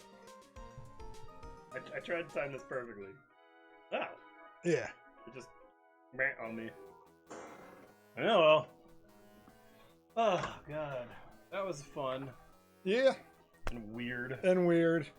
I'll, work on Angry Phoenix. Yeah. So weird. It is so I gotta linger weird. with that for at least a week. You can either do Angry Phoenix or you can do Chef Armstrong. I think I'll go with Angry Yeah, Phoenix. probably. I really like hearing the French guy. Yeah. Well, this was really fun. Yep. We'll be back at it some other time. Maybe next Saturday? Yeah. I'd like to. I think we got something going on Saturday, but I'll let you know. Oh yeah? What's going on Saturday? I don't know. I said I think.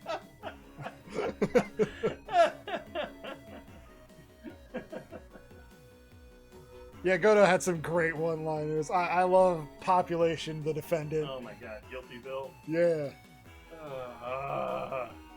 Anniversary? Yep. Ah man, what's more romantic than making Dustin leave for 3 hours? Yeah. See y'all. See ya.